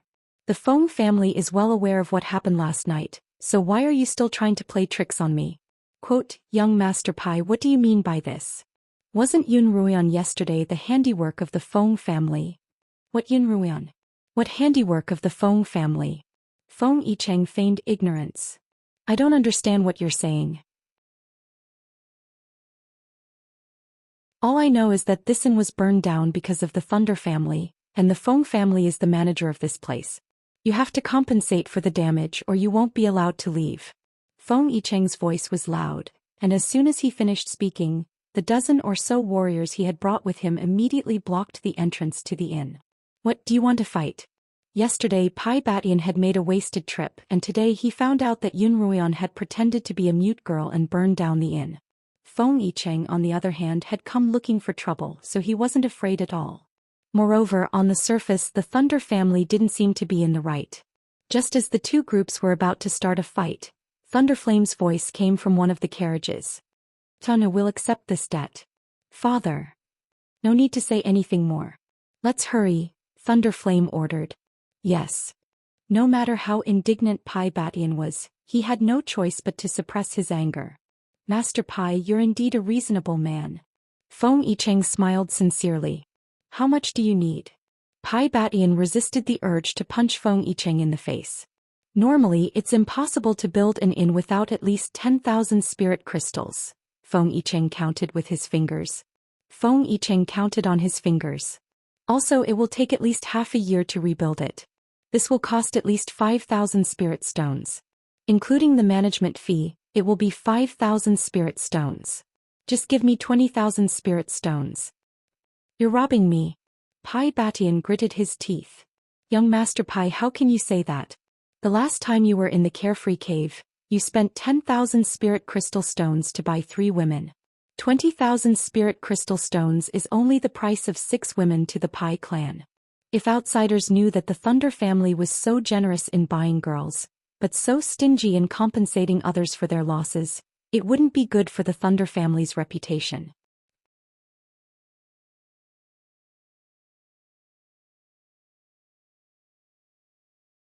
Chapter 382. You. Thunderbolt Batian choked on his words.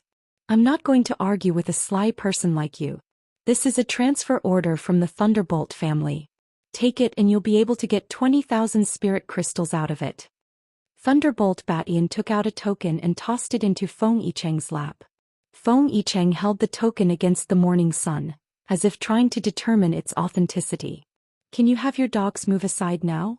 Thunderbolt Batian asked. Brothers, the Thunderbolt family is calling us dogs. What do you think we should do? The Feng warriors blocking the entrance shouted in dissatisfaction before Feng Yicheng could speak. Since they're calling us dogs, we'll be dogs for a while. If they don't understand human language, then we won't move. Feng Yicheng, don't blame me for being merciless if you're still looking for trouble, Thunderbolt Batian warned. Feng Yicheng saw that Thunderbolt Batian's patience had reached its limit, and he didn't want to push him too far. Everyone, please move aside. Young Master Thunderbolt has been away from home for a long time, so let's not delay their journey. Only then did the warriors open the door, and the Thunderbolt family carriages left the inn one by one. Thunderbolt Batian dismounted his horse and urged it past Feng Yicheng. Feng Yicheng, Feng family, well done. The Thunderbolt family won't take this lying down. He spurred his horse forward and galloped ahead of the carriages. Have a safe journey, young Master Thunderbolt. I'll be waiting for you. Feng Yicheng's voice was imbued with spiritual energy as he chased after Thunderbolt Batian. This was a blatant provocation. Just like that, Yun Ruian lay silently on the bed for more than 10 days. The Feng family had used every spiritual pill they could find on Yun Ruian's body, but there was no obvious effect. However, the worst-case scenario that Feng Bo had predicted didn't happen to Yun Ruian either. Not only did it not happen, Yun Ruian's body continued to undergo a series of shocking changes that no one else could detect. The shattered spiritual sea in her dantian was repairing itself at a slow speed, and there was a trend of further expansion on the broken foundation. Her meridians, which had been damaged by the violent surge of spiritual energy, were slowly being repaired, and they were even more resilient than before. All of these changes were taking place within Yun Ruian's body. Over the past 10 days, Liemo had been by Yun Ruian's side at all times. As he watched her face gradually turn from ashen to pale white, and then to rosy, and as her breathing gradually stabilized, Liemo's tensed heart finally began to relax. During this period of time, Count of the Wind had come to check on Yun Ruian every day, and he had been shocked by her series of changes. He had never seen a person with such a damaged spiritual vortex and meridians, and yet she was still alive. Not only was she alive, but she was also constantly repairing herself. Fengbo, what happened to Ruian? Liemo also knew how to read a person's pulse, but as the saying went, too much concern leads to confusion. He always trusted the results of others more than others. Her life's no longer in danger, Count of the Wind replied. As for when she'll wake up, I can't say for sure, but it's only a matter of time. 5 days after Count of the Wind's words, Yun Ruian finally opened her eyes. The first thing she saw was a haggard Liemo had prepared a basin of warm water for Yun Ruian to wash. He knew that Yun Ruian loved cleanliness, and that she would bathe 3 times a day at home, and at least once a day at Kongming Academy.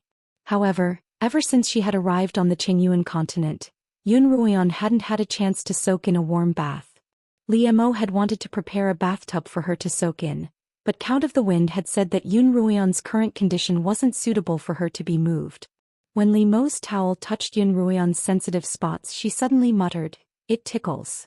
Liemo immediately stopped what he was doing and turned his gaze from Yun Ruian's smooth body to her face. Yun Ruian's face was serene, and her somewhat dry lips were slightly parted, but she showed no signs of speaking.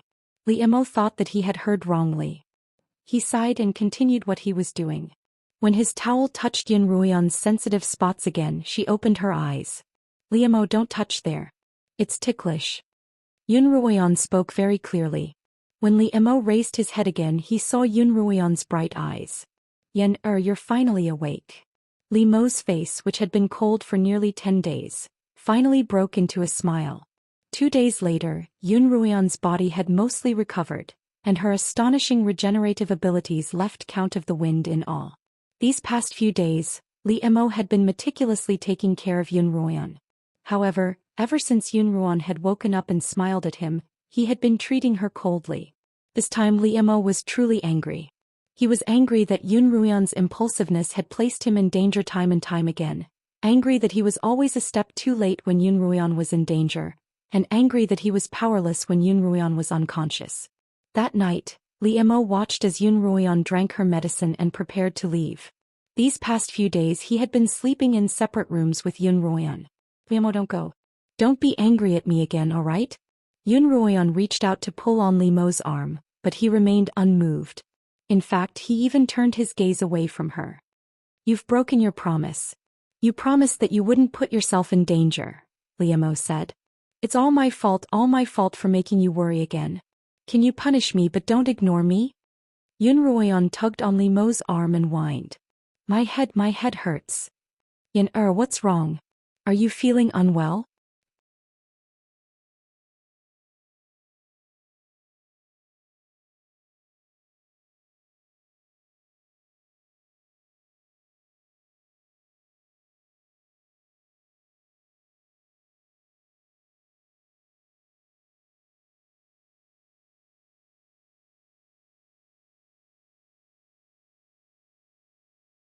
Chapter 383. Thank you, First Elder. Thunderflame stood up from his cushion and bowed to the First Elder. He'd sustained severe injuries from his battle with Yunruan, and although they weren't obvious on the surface, they were all internal injuries that were slowly worsening. This was why he'd rushed back to Thunderbolt City to seek the First Elder's help. After more than 10 days and 7 or 8 treatments, he'd finally fully recovered. Yunruan's ability to injure you to this extent is truly shocking. The First Elder's voice rang out from the mirror and Thunderflame's face reddened. Yunruan and he were on 2 completely different levels. Logically speaking, his 5 fingers should have been more than enough to flatten Yunruan, but he'd failed to do so twice and this time he'd sustained severe injuries. This was an embarrassment to the head of the Thunderbolt family, the hegemon of the Netherworld continent. First Elder, do you really think that Yunruan won't die? Thunderflame asked the First Elder once more. This was the 3rd time he'd asked this question, and the First Elder's answer had always been no. This time was no exception. Are you doubting my judgment? The First Elder countered unhappily. No, that's not it, Thunderflame hurriedly replied. Thunderflame hurriedly said, it's just that with her cultivation, it's almost impossible for her to survive such a serious injury. My injuries weren't as serious as hers, and I still needed the Great Elder's help to recover. It's hard to imagine how she could survive. Because she has the bloodline of a demonic dragon in her veins. The greatest talent of the demonic dragons is their ability to heal themselves. As long as you keep her breathing, she won't die so easily. I see, Thunderflame nodded. I didn't want to injure her too severely, so I didn't dare to use too much force. That gave her the opportunity to. There won't be much of a future. The First Elder's voice turned cold. Thunderflame, you're one of my most capable subordinates, but I'm very dissatisfied with your performance recently. I'll give you 10 more days to bring Yunruan to me, or don't ever appear before me again. Yes, First Elder. After hearing the Great Elder's words, Thunderflame, who had always been insufferably arrogant in front of outsiders, bowed his back and a layer of sweat appeared on his forehead. I will wait for your good news, said the Silver Dragon Elder. Then the surface of the sky-turning mirror began to shake. The Great Elder's figure in the mirror began to slowly fade away. Grand Elder. Thunderflame suddenly thought of something and called out to the sky-flipping mirror. What else? Both times I tried to capture Yunruan, a black-robed man appeared, and his cultivation was no lower than mine. I've injected some more silver dragon blood into your body this time. You've already broken through to mid-3rd level. With a little more effort, you'll be able to reach 4th level in less than 10 days. The next time we encounter that person, we'll be able to contend against him, said the Silver Dragon Great Elder. Thank you, Grand Elder. Thunderflame excitedly bowed to the blurry figure in the sky-flipping mirror. The Grand Elder's figure finally disappeared from the heaven-flipping mirror. Thunderflame straightened his body and straightened his robe. The respectful expression on his face had completely disappeared. Once again he became the iron-blooded, cruel and insufferably arrogant Thunderflame clan patriarch. Thunderflame wasn't a direct descendant of the Thunderflame family, and he didn't have the qualifications to become the head of the Thunderflame family. In addition, his cultivation wasn't particularly high, so he wasn't a prominent figure in the Thunderflame family when he was young. But one time he accidentally obtained the sky-flipping mirror and made contact with the Silver Dragon Elder, who lived on a high-ranked continent. The Silver Dragon Elder happened to be looking for subordinates on a low-ranked continent, so he accepted Thunderflame. The Silver Dragon Elder injected Silver Dragon blood into Thunderflame's body to raise his cultivation talent and raise his status in the family. He then sent a ghostly master to assist Thunderflame. In addition, Thunderflame himself was a vicious and merciless man. In just a decade or so, he had risen from an unknown scion of the Thunderflame family to the head of the family. Then he used a series of cruel and ruthless methods to expand the Thunderflame family's influence. Finally, he had become a dominant force in the Thunderflame family. Thunderflame walked out of the secret chamber. Just as he sat down on the main seat, a gust of cold wind blew in from outside. A black, ghostly figure appeared by Thunderflame's side. "Ghostly Master, have you found out where Yun Ruian and Li Mo are?" Thunderflame asked. "Yes, I've found out that they're currently recuperating in one of the Feng Manor's residences."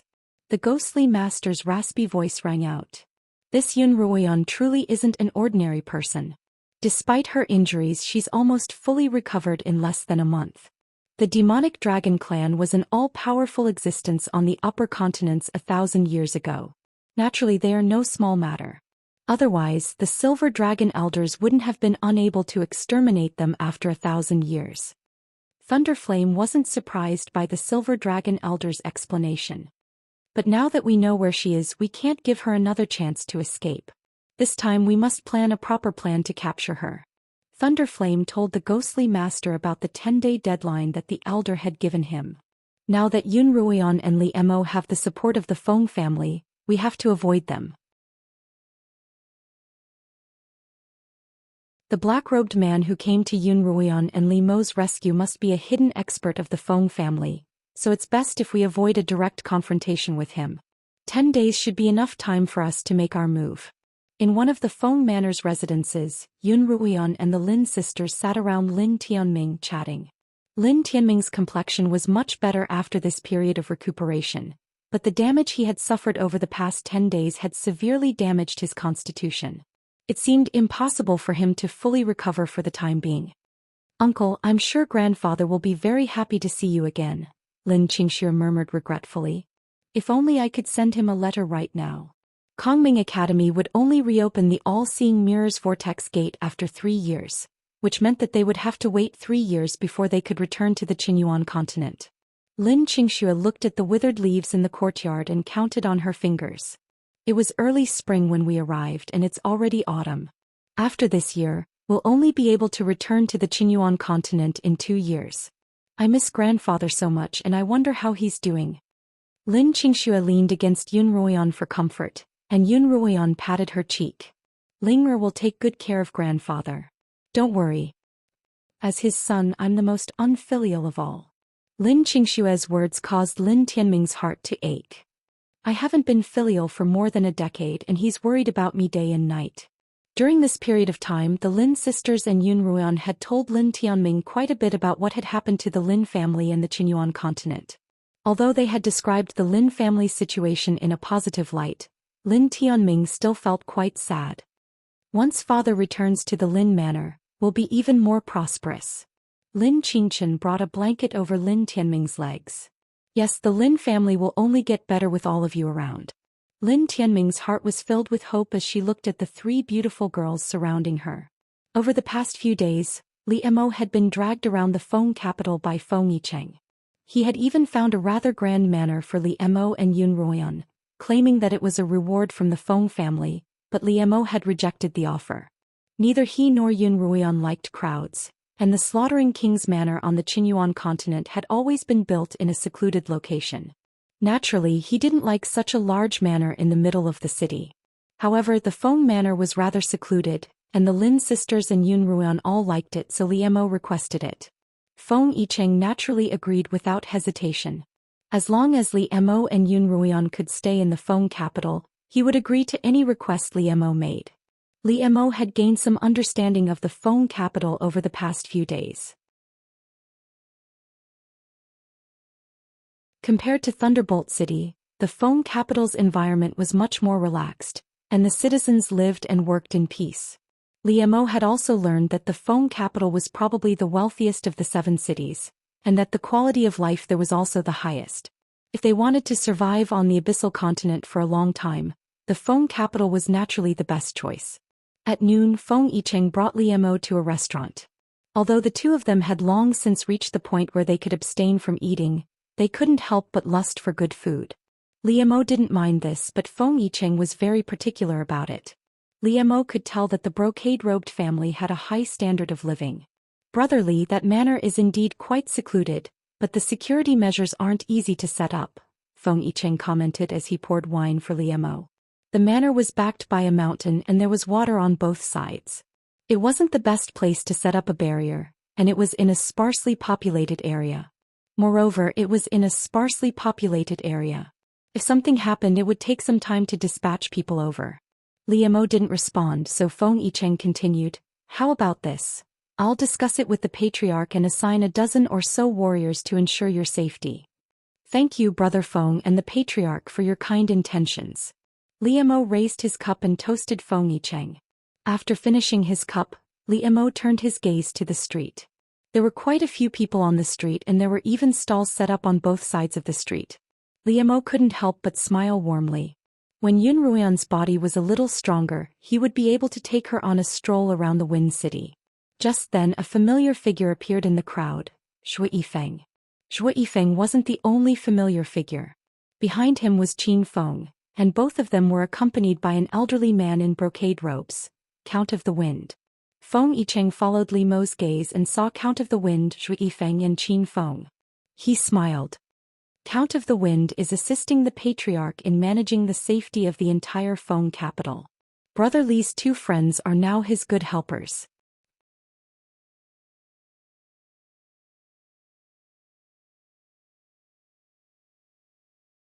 Chapter 384. While Yun Ruian and Li Mo were in the dark, Zhou Yifeng had rescued Lin Qingchen and Qin Feng with the help of the Feng family, then reunited with Lin Tianming and Lin Qingxue in Wind City.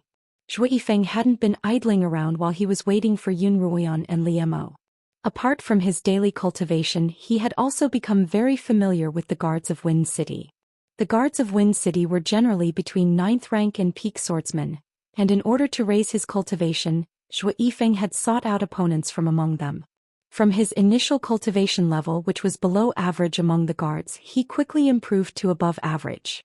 This made the guards treat him differently. Therefore, although he didn't officially become a guard of the city, he was allowed to stay with the guards and often patrolled the city with them. Qin Feng had already been a 9th rank swordsman when he was still a tutor at Kongming Academy, but his cultivation hadn't improved much over the past few years. As a result, he had joined Zhou Yifeng's squad and trained with the guards, hoping that it would be of some help to his own cultivation. By the time Yun Ruian and Li Mo arrived at Wind City, the two of them had already been part of the city's guards for a month. If there weren't any major changes, the two of them would soon become members of the guards squad. "Uncle really likes Zhou Yifeng," Feng Yicheng replied. "He says that not only is he diligent, but he's also quite talented. He wants to take him in as a disciple, but Zhou Yifeng says that he already has a master." Feng Yicheng said with some pity, "Uncle's cultivation is one of the best in the entire Nether Abyss continent. Even I wanted to become his disciple, but he didn't like me. Zhou Yifeng is such a pity." As Li Mo looked at Zhou Yifeng's back, he couldn't help but think of Su Bei. Before entering the Dark Abyss, Su Bei had sought out Li Mo and begged him to take good care of Zhou Yifeng. He had even said that if Zhou Yifeng managed to return to Wind City, there was a high chance that he would reunite with him. Although Li Mo didn't mind Zhou Yifeng's hatred for him too much, it would be a good thing if he could resolve this misunderstanding. Zhou Yifeng and Qin Feng followed the Count of Wind to the places that needed special attention in Wind City. After explaining some things that needed attention, they returned to the city guards' encampment in Wind City. It was a rather large courtyard. After entering the courtyard, Qin Feng went directly to the drill grounds to participate in the training, while Zhou Yifeng followed the Count of Wind to the courtyard where the Count of Wind was resting. How's the whip technique I taught you yesterday? Count of Wind asked as soon as he entered the courtyard. I'm already familiar with it. As Zhou Yifeng spoke, he walked to an empty space in the courtyard and retrieved a black whip from his pocket. This was the whip he'd obtained from Kongming Academy's southern tower before entering the Qinyuan continent. The Grand Elder had previously given him a whip technique manual, but he had never had the time to practice it, so the whip had been left unused in his space ring. Not long ago, Zhou Yifeng had been sparring with a whip-wielding warrior on the drill grounds. Zhou Yifeng had recalled the whip and taken it out. Even though he'd never practiced it before, Zhou Yifeng had managed to imitate the warrior's movements on the spot and had managed to fight him to a standstill.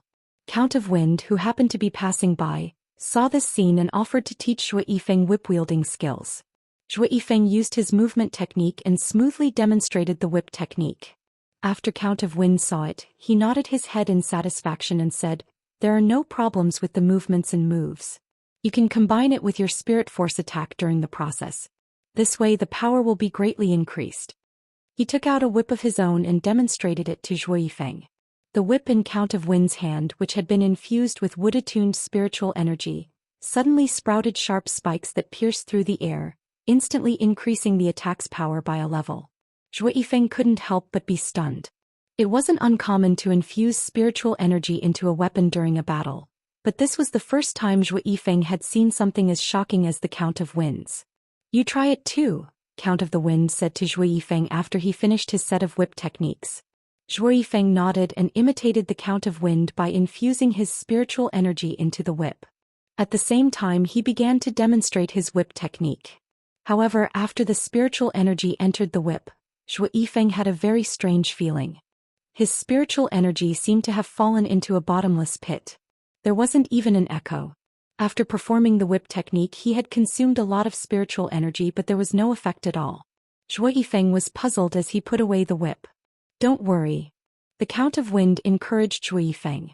"This also requires a long period of practice to allow your spiritual energy to fuse well with the whip to form a powerful attack.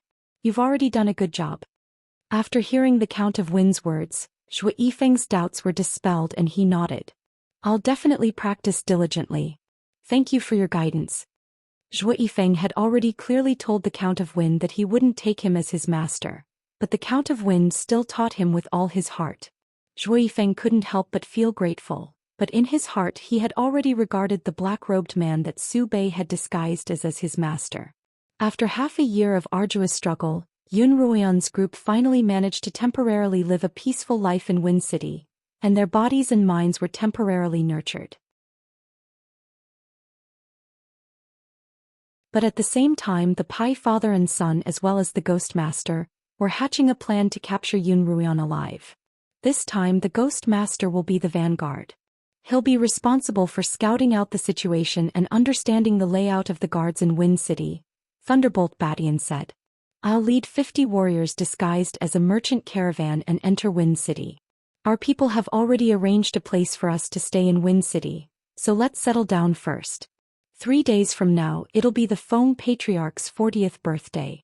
Not only will the entire city be celebrating, but the other city lords will also be there to offer their congratulations, and will definitely need a lot of manpower. The Feng family's business has been too extensive these past few years, and we don't have enough warriors to use. On that day Yun Ruoyan's group will definitely lack protection. As long as we can lure Li Mo away, we'll be able to capture Yun Ruoyan." After hearing Thunderflame's plan, he turned to the Ghost Master and asked, "Ghost Master, are you sure that Yun Ruoyan's injuries haven't completely healed?" He'd fought Yun Ruoyan before and he knew how powerful she was.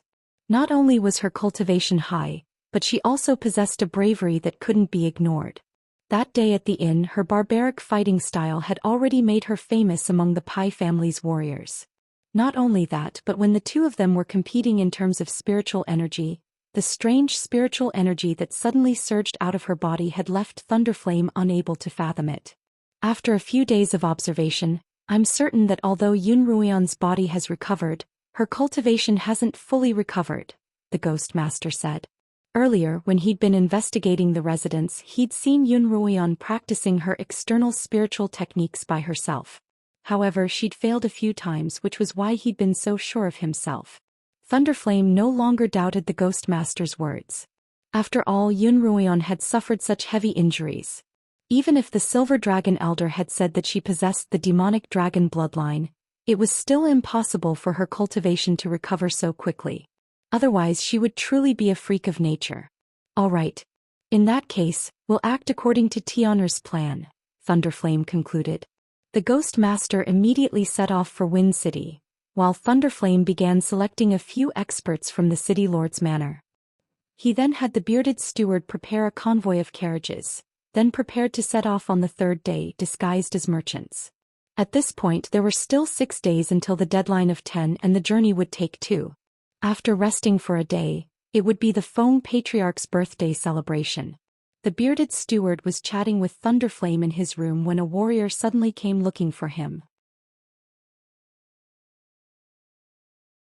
Thunderflame had the bearded man attend to his affairs, and the latter left with the warrior. Thunderflame personally met with the bearded man and told him what kind of carriages, horses, and goods he needed before letting him prepare them. Thunderflame was an extremely meticulous man, and in order to avoid suspicion when entering Wind City, he'd done his homework. The bearded steward was in charge of such miscellaneous matters, and he'd finished all of Thunderflame's tasks before nightfall. Thunderflame was quite satisfied with his inspection. At night, the bearded man brought some food to Thunderflame's courtyard. On the night that Yunruoyan had escaped, Thunderflame and Yunruoyan had been competing in spiritual energy. Thunderflame had been by their side, and when Yunruoyan had been sent flying by the powerful spiritual energy, Thunderflame had also been severely injured. During this period of time he'd stayed in his own courtyard to recuperate and he'd barely left it. Second young master, why are you out? The bearded man saw Thunderflame sitting on a stone bench in the courtyard in a daze, wearing only a nightgown. He hurriedly walked over and roused Thunderflame from his daze. Thunderflame raised his head in a daze, only to realize that it was already dark outside. Second young master, please follow me into the house. I've had the kitchen prepare your favorite crystal dumplings, the bearded man said, his heart aching for Thunderflame. The bearded man was a veteran of the City Lord's manor, and he'd practically watched Thunderflame grow up. Thunderflame and Thunderflame often left the manor, so Thunderflame was closer to the servants in the manor than to the two of them. The bearded man had even been personally groomed by Thunderflame out of a bunch of servants, so he still treated Thunderflame like a servant. Second young master. The bearded man held the food box in one hand and supported Thunderflame with the other. What happened during your trip to the Dark Lands? Not only did you come back with serious injuries, but you also seem to have changed. In the past, Thunderflame had been a carefree young master, but now he was often depressed and in a daze just like before. This worried the bearded man quite a bit. Thunderclap's abnormal behavior didn't attract Thunderclap Flame and Thunderclap Bation's attention, because both of them were preoccupied with one thing: capturing Yunruoyan. But unexpectedly, the key to Yunruoyan's capture lay in Thunderflame's hands.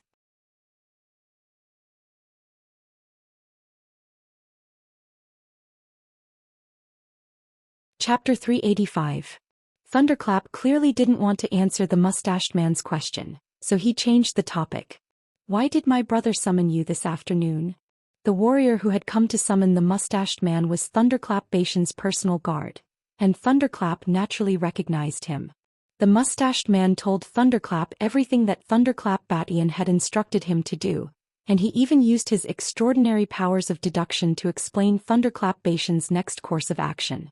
The carriage that the young city lord had me prepare is specifically for the Wind City's trade route, and he's currently in his manor selecting warriors, so I'm guessing that they're going to disguise themselves as merchants and head to the Wind City.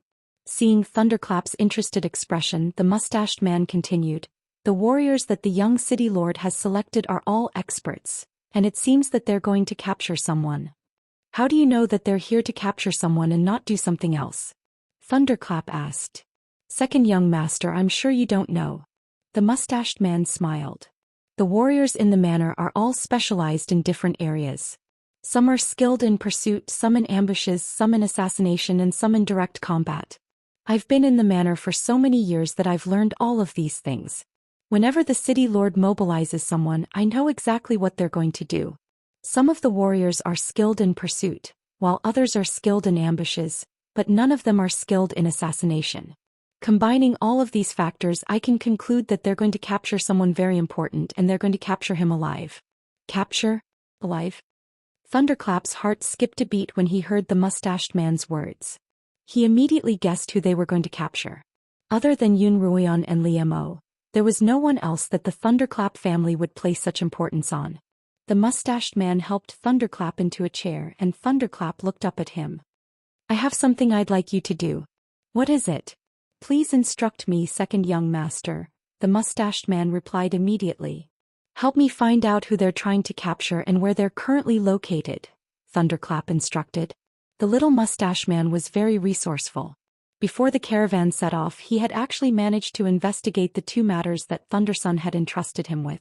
This was supposed to be a secret, but Thunderbolt Baishan's personal warrior revealed this secret to Little Mustache when he was drunk. Moreover, he was the only one other than the Thunderbolt clan's father and son and the Ghost Master who knew this secret. The mustache man hurriedly relayed the news to Thunderclap. Thunderclap was silent for a long time after receiving the news. Finally, he said to the mustache man, I still need your help with something. In the Wind City, Yun Ruoyan was cultivating her external spiritual techniques as usual. After recovering from her injuries, her spiritual vortex and meridians had become stronger and more resilient than before. However, perhaps because she had recovered from her injuries, both her spiritual vortex and meridians needed more spiritual energy to nourish themselves. As a result, even with the help of the Saint-grade spirit crystal, the amount of spiritual energy within her body hadn't recovered to its previous level. Even the black spiritual energy she had condensed earlier had disappeared along with the rupture of her spiritual vortex. What Yun Ruoyan found most unbearable was the lack of spiritual energy in her spiritual vortex, which made her feel insecure.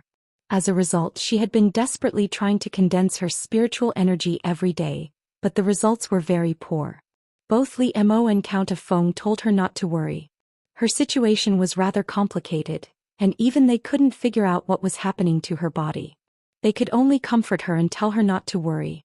Unable to condense her spiritual energy, Yun Ruoyan began to use the limited amount of spiritual energy she had left to practice an external spiritual technique. Without sufficient spiritual energy, her external techniques naturally weren't as effective. Originally, she would have been able to condense a large fireball, but now she could only produce a few tiny sparks. This was something that the Ghost Master had observed from the shadows. Although this method of external cultivation was extremely painful, Yun Ruoyan continued to practice every day. After a few days, she finally saw results. She used the spiritual power external cultivation method to maximize the consumption of the limited spiritual power in her spiritual sea.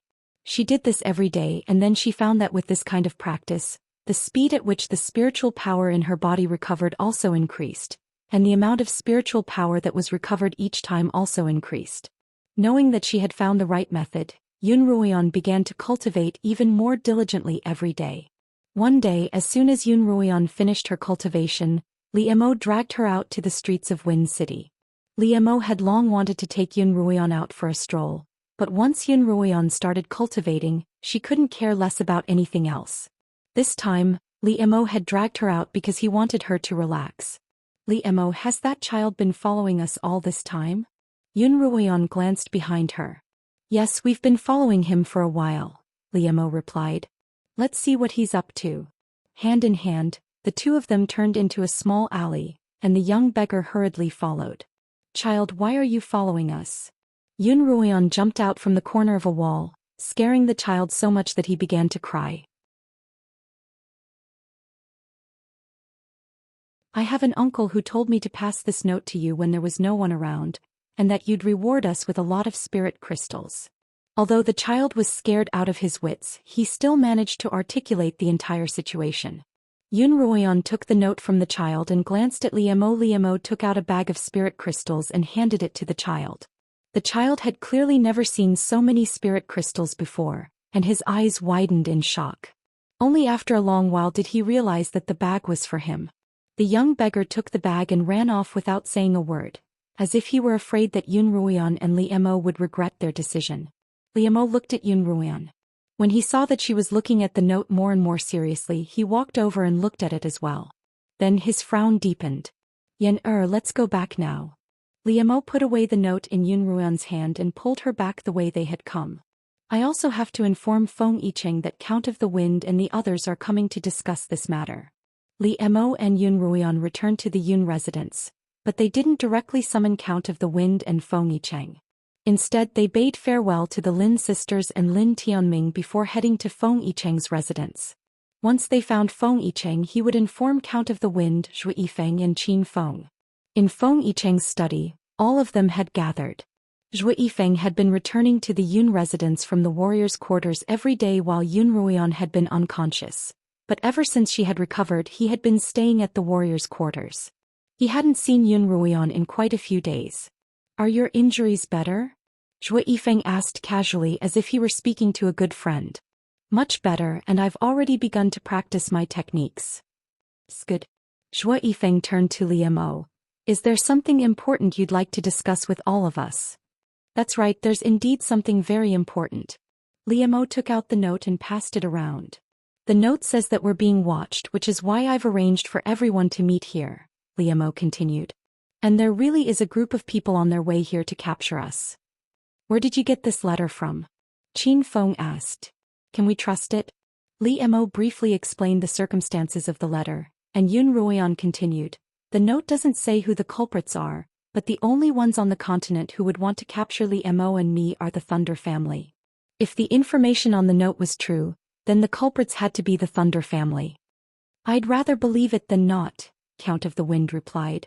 I'll immediately increase the number of warriors protecting you, and if necessary I'll personally come to protect you. As long as you're in Feng City, you don't have to worry about danger.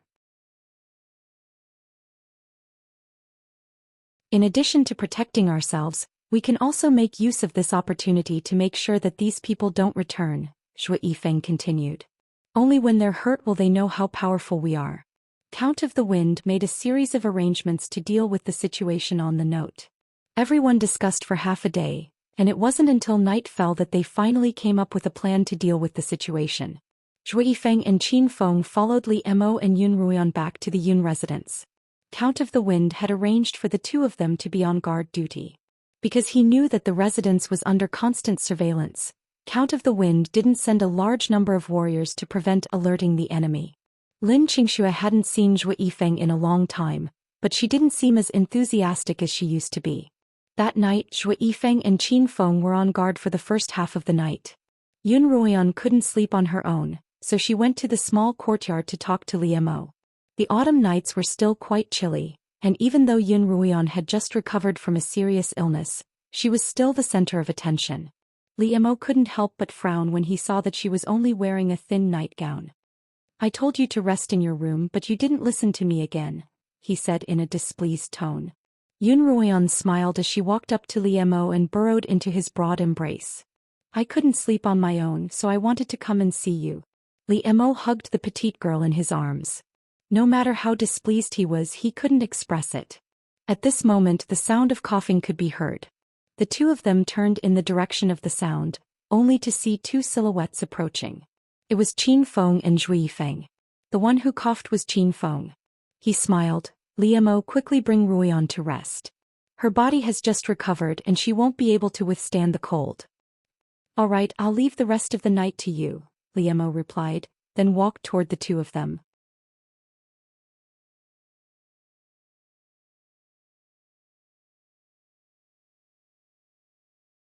Chapter 386. As Yun Ruian walked past Zhou Yifeng, she couldn't help but have a strange feeling. This wasn't the first time she had felt this way. Ever since she had woken up from her slumber, she had had this same feeling every time she saw Zhou Yifeng. However, she couldn't quite put her finger on it. All she knew was that Zhou Yifeng, whom she had been so familiar with in the past, seemed to give her a sense of alienation and unfamiliarity. As they brushed past each other, Yun Ruian tilted her head and glanced at him. His tall, thin profile seemed to be shrouded in a thin layer of black mist, and she couldn't see him clearly. That sense of alienation and unfamiliarity deepened in her heart. Yun Ruian and Liemo walked past a patch of grass. In front of them was the courtyard where they were resting, and in the shadows of the grass, Yun Ruoyan saw a figure standing quietly. Xianxia, Yun Ruoyan called out to the figure. Sister Ruoyan, the voice replied. Why aren't you resting at this hour? Yun Ruoyan left Li Mo's embrace and walked over to Lin Qingshue's side. When she saw Lin Qingshue's large, watery eyes as if she had just been crying, her heart skipped a beat. She couldn't help but think of Zhou Xian. Her sister had always been carefree and cheerful, and Yun Ruoyan couldn't think of a second person who could make her cry other than Zhou Xian. Why are you crying? Yun Ruoyan asked. Did Zhou Xian bully you? No, he didn't. Lin Qingxue hurriedly denied. It was the wind. Sister Run, I'm going back to rest. You and brother-in-law should get some rest as well. Lin Qingxue didn't give Yun Ruoyan a chance to ask any more questions.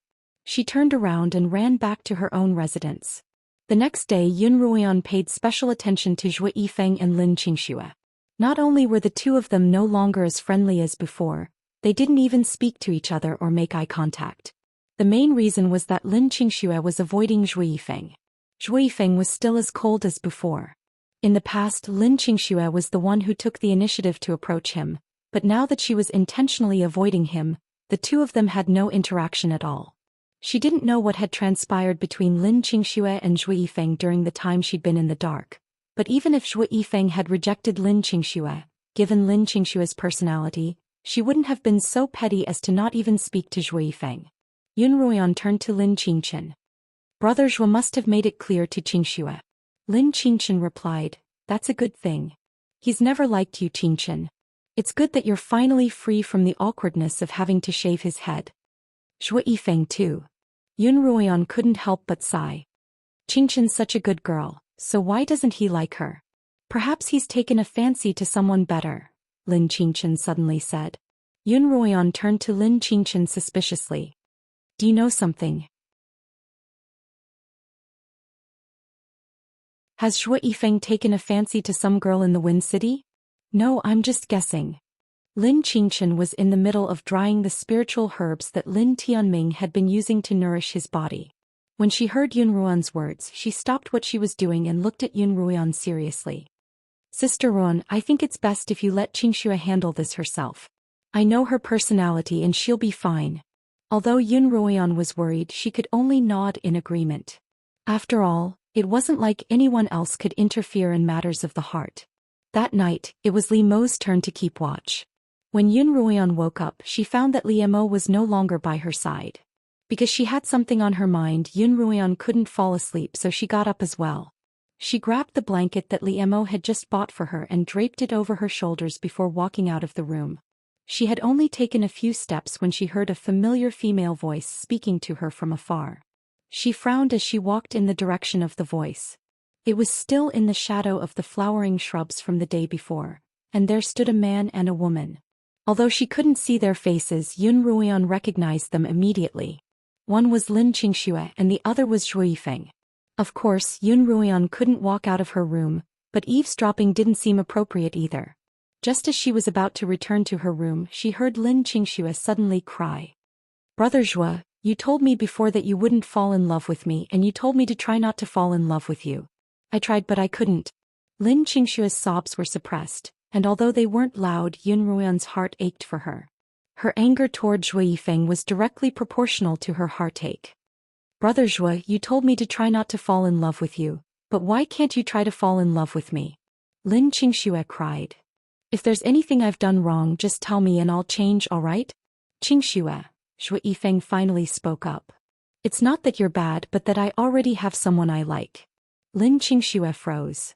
You already have someone you like? That's impossible. She immediately rejected Zhou Yifeng's reasoning. Ever since I've known you, you've never been close to anyone other than me. Even when you were at Kongming Academy, you didn't have any close female friends. Lin Qingxue asked, Brother Zhou, why would you lie to me like this? Is it because you don't like me? Yun Ruoyan recalled that ever since they'd met Zhou Yifeng and his sister, Zhou Yifeng had never been close to a woman. In fact, he rarely even spoke to women he wasn't familiar with. Zhou Yifeng, you're a fool. Even if you want to lie to Qingxue, you don't have to use such a clumsy lie, do you? Zhou Yifeng's expression turned serious as he stared into Lin Qingshue's eyes. Qingxue, I'm not lying to you. I didn't lie to you. I do have someone I like.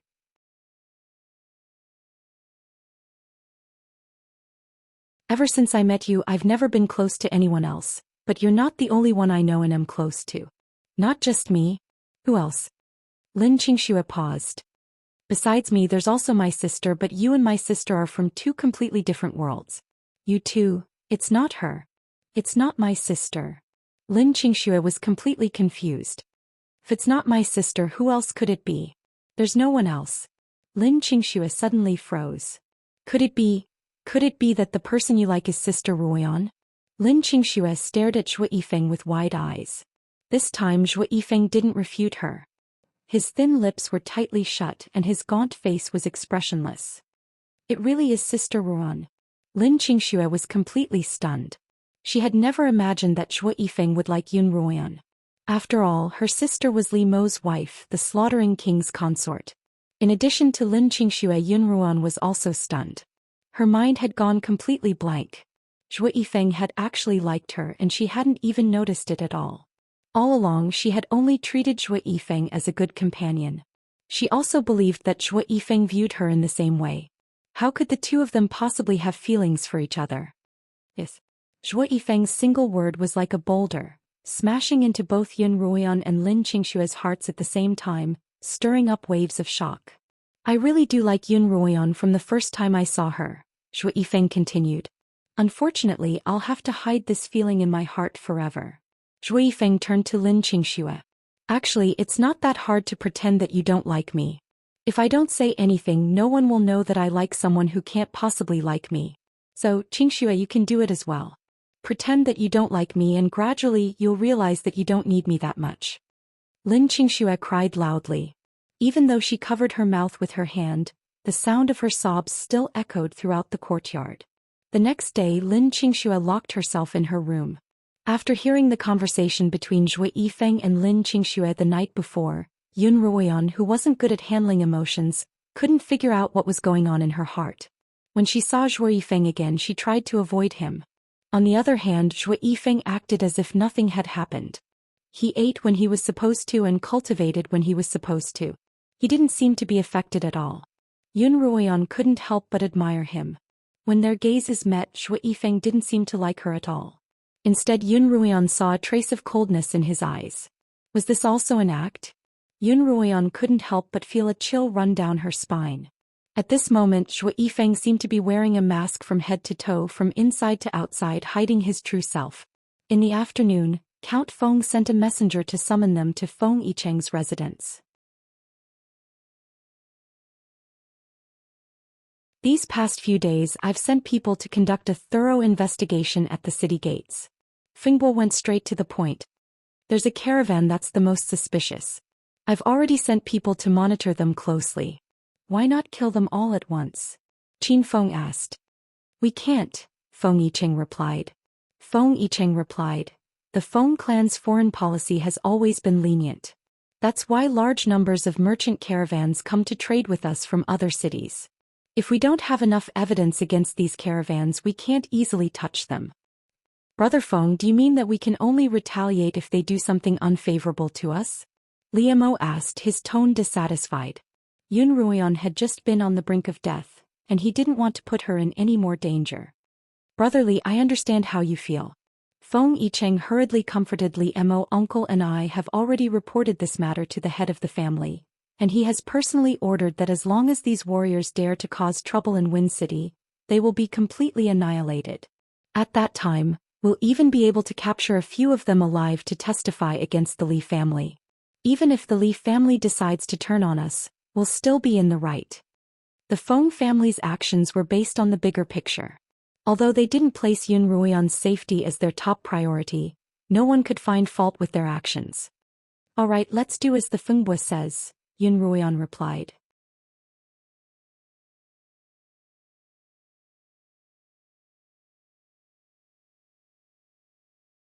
Chapter 387. The Count of Feng nodded at Yun Ruoyan.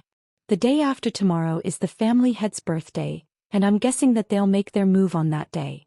Then the Count of Feng made a series of arrangements until everyone felt that there were no problems.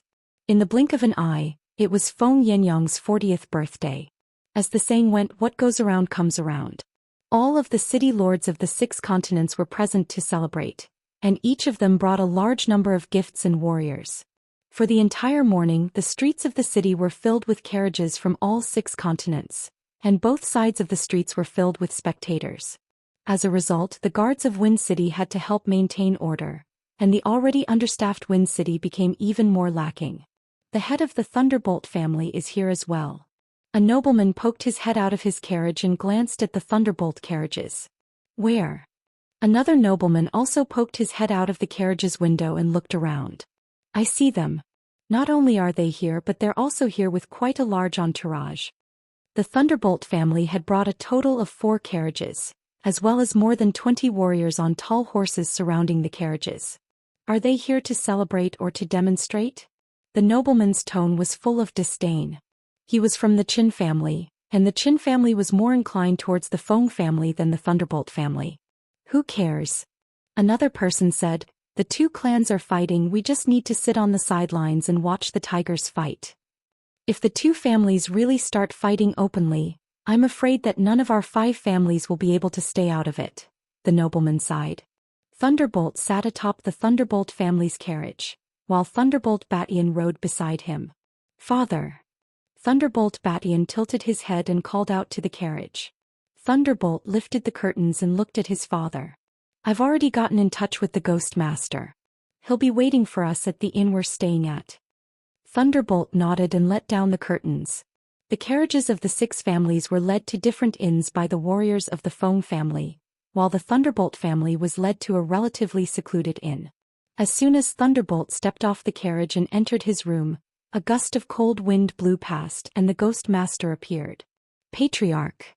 Ghost Master bowed to Thunderflame as a sign of respect. Ghost Master, you don't have to be so polite. Thunderflame took off his black robes and handed them to Thunderous Tyrant before sitting on the main seat. How's Yun Ruoyan's situation? It's still the same. Nothing out of the ordinary. But what I didn't expect is that Yun Ruoyan and Li Mo are highly valued in Wind City. If we can't capture them this time, I'm afraid we won't have another chance in the future. If everything goes as expected, Yun Ruoyan won't be able to escape our clutches. Li Mo wouldn't dare say for sure. Putting Thunderflame's cloak on the chair, Thunderclap Batian said confidently, I've brought more than 20 warriors here before and we've brought another 20 with us this time. These 50 warriors are all experts with cultivation close to perfection. According to my investigations, there aren't many warriors in Wind City, and their cultivations are only at the 9th rank of Imperial Swordsmen. They're definitely no match for us. If we're exposed, it's not impossible for us to kidnap Yun Ruoyan openly. Hearing Thunderclap Batian's words, all 3 of them looked as if victory was already in their grasp. Tonight, everyone in the residence has been invited. We can make our move while they're on their way back from the City Lord's Manor, the Ghost Master suggested. Leave Li Mo to me, Thunderflame replied. The Ghost Master will be in charge of capturing Yun Ruoyan, while Tiano will lead our warriors to clear a path. The 3 of them agreed on their plan for the night and they waited patiently for it to arrive. Thunderflame and Thunderclap Batian rested in the inn for a short while, and at noon a few warriors came to escort them to the City Lord's Manor to participate in the birthday banquet. As soon as they arrived at the manor's entrance, they saw Li Mo and Yun Ruoyan disembarking from a carriage. Thunderflame and Thunderclap Batian saw them, and Yun Ruoyan and Li Mo also saw the Thunderclap father and son duo. When their gazes met, sparks seemed to ignite in the air. City Lord Thunderclap, young Lord Thunderclap, apologies for not welcoming you earlier. This way please. At this moment Feng Yicheng walked out of the manor's side door. He first glanced at Li Mo and the others before greeting them with a warm smile. Thunderflame narrowed his eyes and shifted his gaze away from Yun Ruoyan, and Thunderclap Batian snorted coldly before the 2 of them followed Feng Yicheng into the manor. The manor's entrance was bustling with activity. As soon as the 6 city lords arrived, they were arranged to enter the manor through the side door, but those from the smaller families had to line up in front of the main entrance. According to their previous agreement, Yun Ruoyan and Li Mo wouldn't receive any special treatment, so they also stood in line to enter the manor. Father. Thunderclap Batian turned back to look at Yun Ruoyan and Feng Yicheng. Didn't the Ghost Master say that the Feng family values Yun Ruoyan and Feng Yicheng highly? No matter how much they value them, they're just two hamsters from a low-tier continent, Thunderflame replied disdainfully. It's already a show of respect for them to be given a manor. The Feng family's brazen acceptance of these two fugitive slaves is a provocation to the Thunderclap family, Thunderclap Batian replied. They might not actually care for them. City Lord, Young Lord Thunderclap Batian and Thunderclap Batian, please enter. Feng Yicheng led the Thunderclap Batian and Thunderclap Batian into the Great Hall, where the other 6 families were already present. When Pai Yen and Pai Batian walked into the hall, the Wu clan's city lord, Lai clan's young city lord, and Qin clan's patriarch stood up to greet the father and son pair. These 3 clans were on good terms with the Pai clan. After the 3 clans exchanged greetings with the Pai clan's father and son pair, the Hua clan and Jing clan stood up from their seats to greet the Pai clan's father and son pair. Not long after everyone took their seats, Feng Yenyang walked into the hall. Feng Yenyang was dressed in a brocade robe and greeted everyone with a smile. When he saw Thunderflame, he welcomed him with all his might. Today is my 40th birthday. Your presence brings light to my humble abode, Feng Yenyang smiled. The auspicious time of my birth is in the evening, so this banquet is the main event. Please feel free to eat at noon and I won't leave until we're drunk tonight. Even though it was just a casual meal, the Feng clan was still extremely extravagant. Almost all of the guests here had reached the level of fasting, so their requirements for food had surpassed satiety.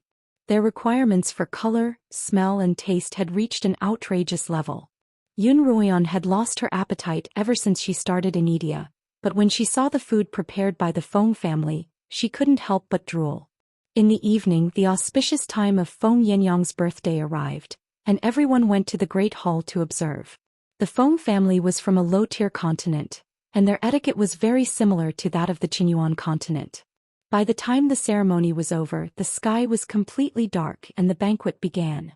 Master Feng, you are at the prime of your life at 40. Now that the Feng clan is like the sun in the sky, please take care of us in the future. The Hua clan master, who was on good terms with the Feng clan, stood up from his seat and toasted Feng Yenyang. You flatter me, Patriarch Feng. Feng Yenyang downed the wine in his hand, then smiled. The Feng family has always hoped to cooperate with every family, grow stronger together and earn spirit crystals together. In terms of earning spirit crystals, the Feng family has earned quite a bit in the past 2 years, the head of the Qin family said.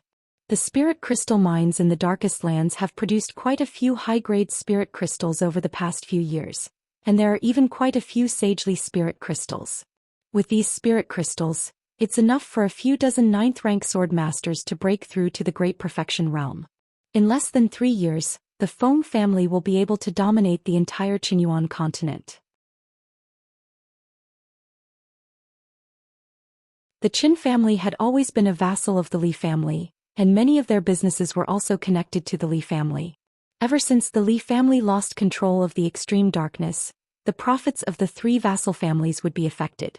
Feng Yenyang only smiled but didn't say anything. The head of the Jing family said with dissatisfaction, Patriarch Qin, you're wrong. Even if you can dominate the world, you can't always be one family. Today is your family, tomorrow is mine. Yesterday was the Li family, today is the Feng family. Who knows, maybe tomorrow it will be your family's turn, right?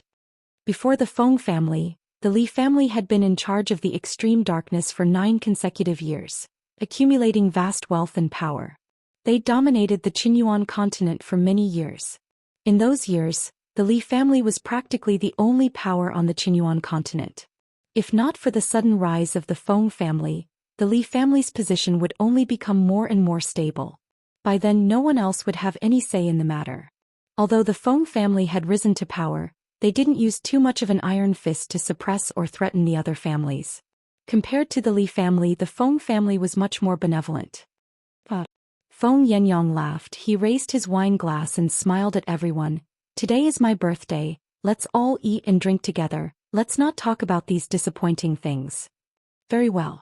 As soon as Feng Yenyang finished speaking, the head of the Wu family stood up as well. How can there be no entertainment at City Lord Feng's birthday banquet? Today my family's warriors are willing to offer up some entertainment. That's great, someone else agreed.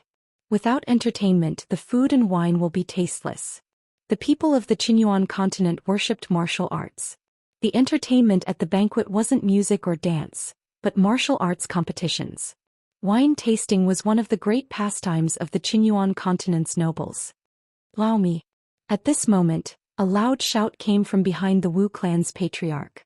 A man as tall as a mountain stood up from behind the Wu clan's patriarch. He walked to the center of the hall and glanced at the crowd. Then he suddenly pointed at one of the guests and said, "It's him. Come up and have a match with me to liven things up." The crowd followed his finger and saw a black-robed man seated there. This man was none other than Liemo. You're tuning in to the Zhou Xian's Legacy YouTube channel. Don't forget to subscribe and join us on this journey to catch the most captivating stories.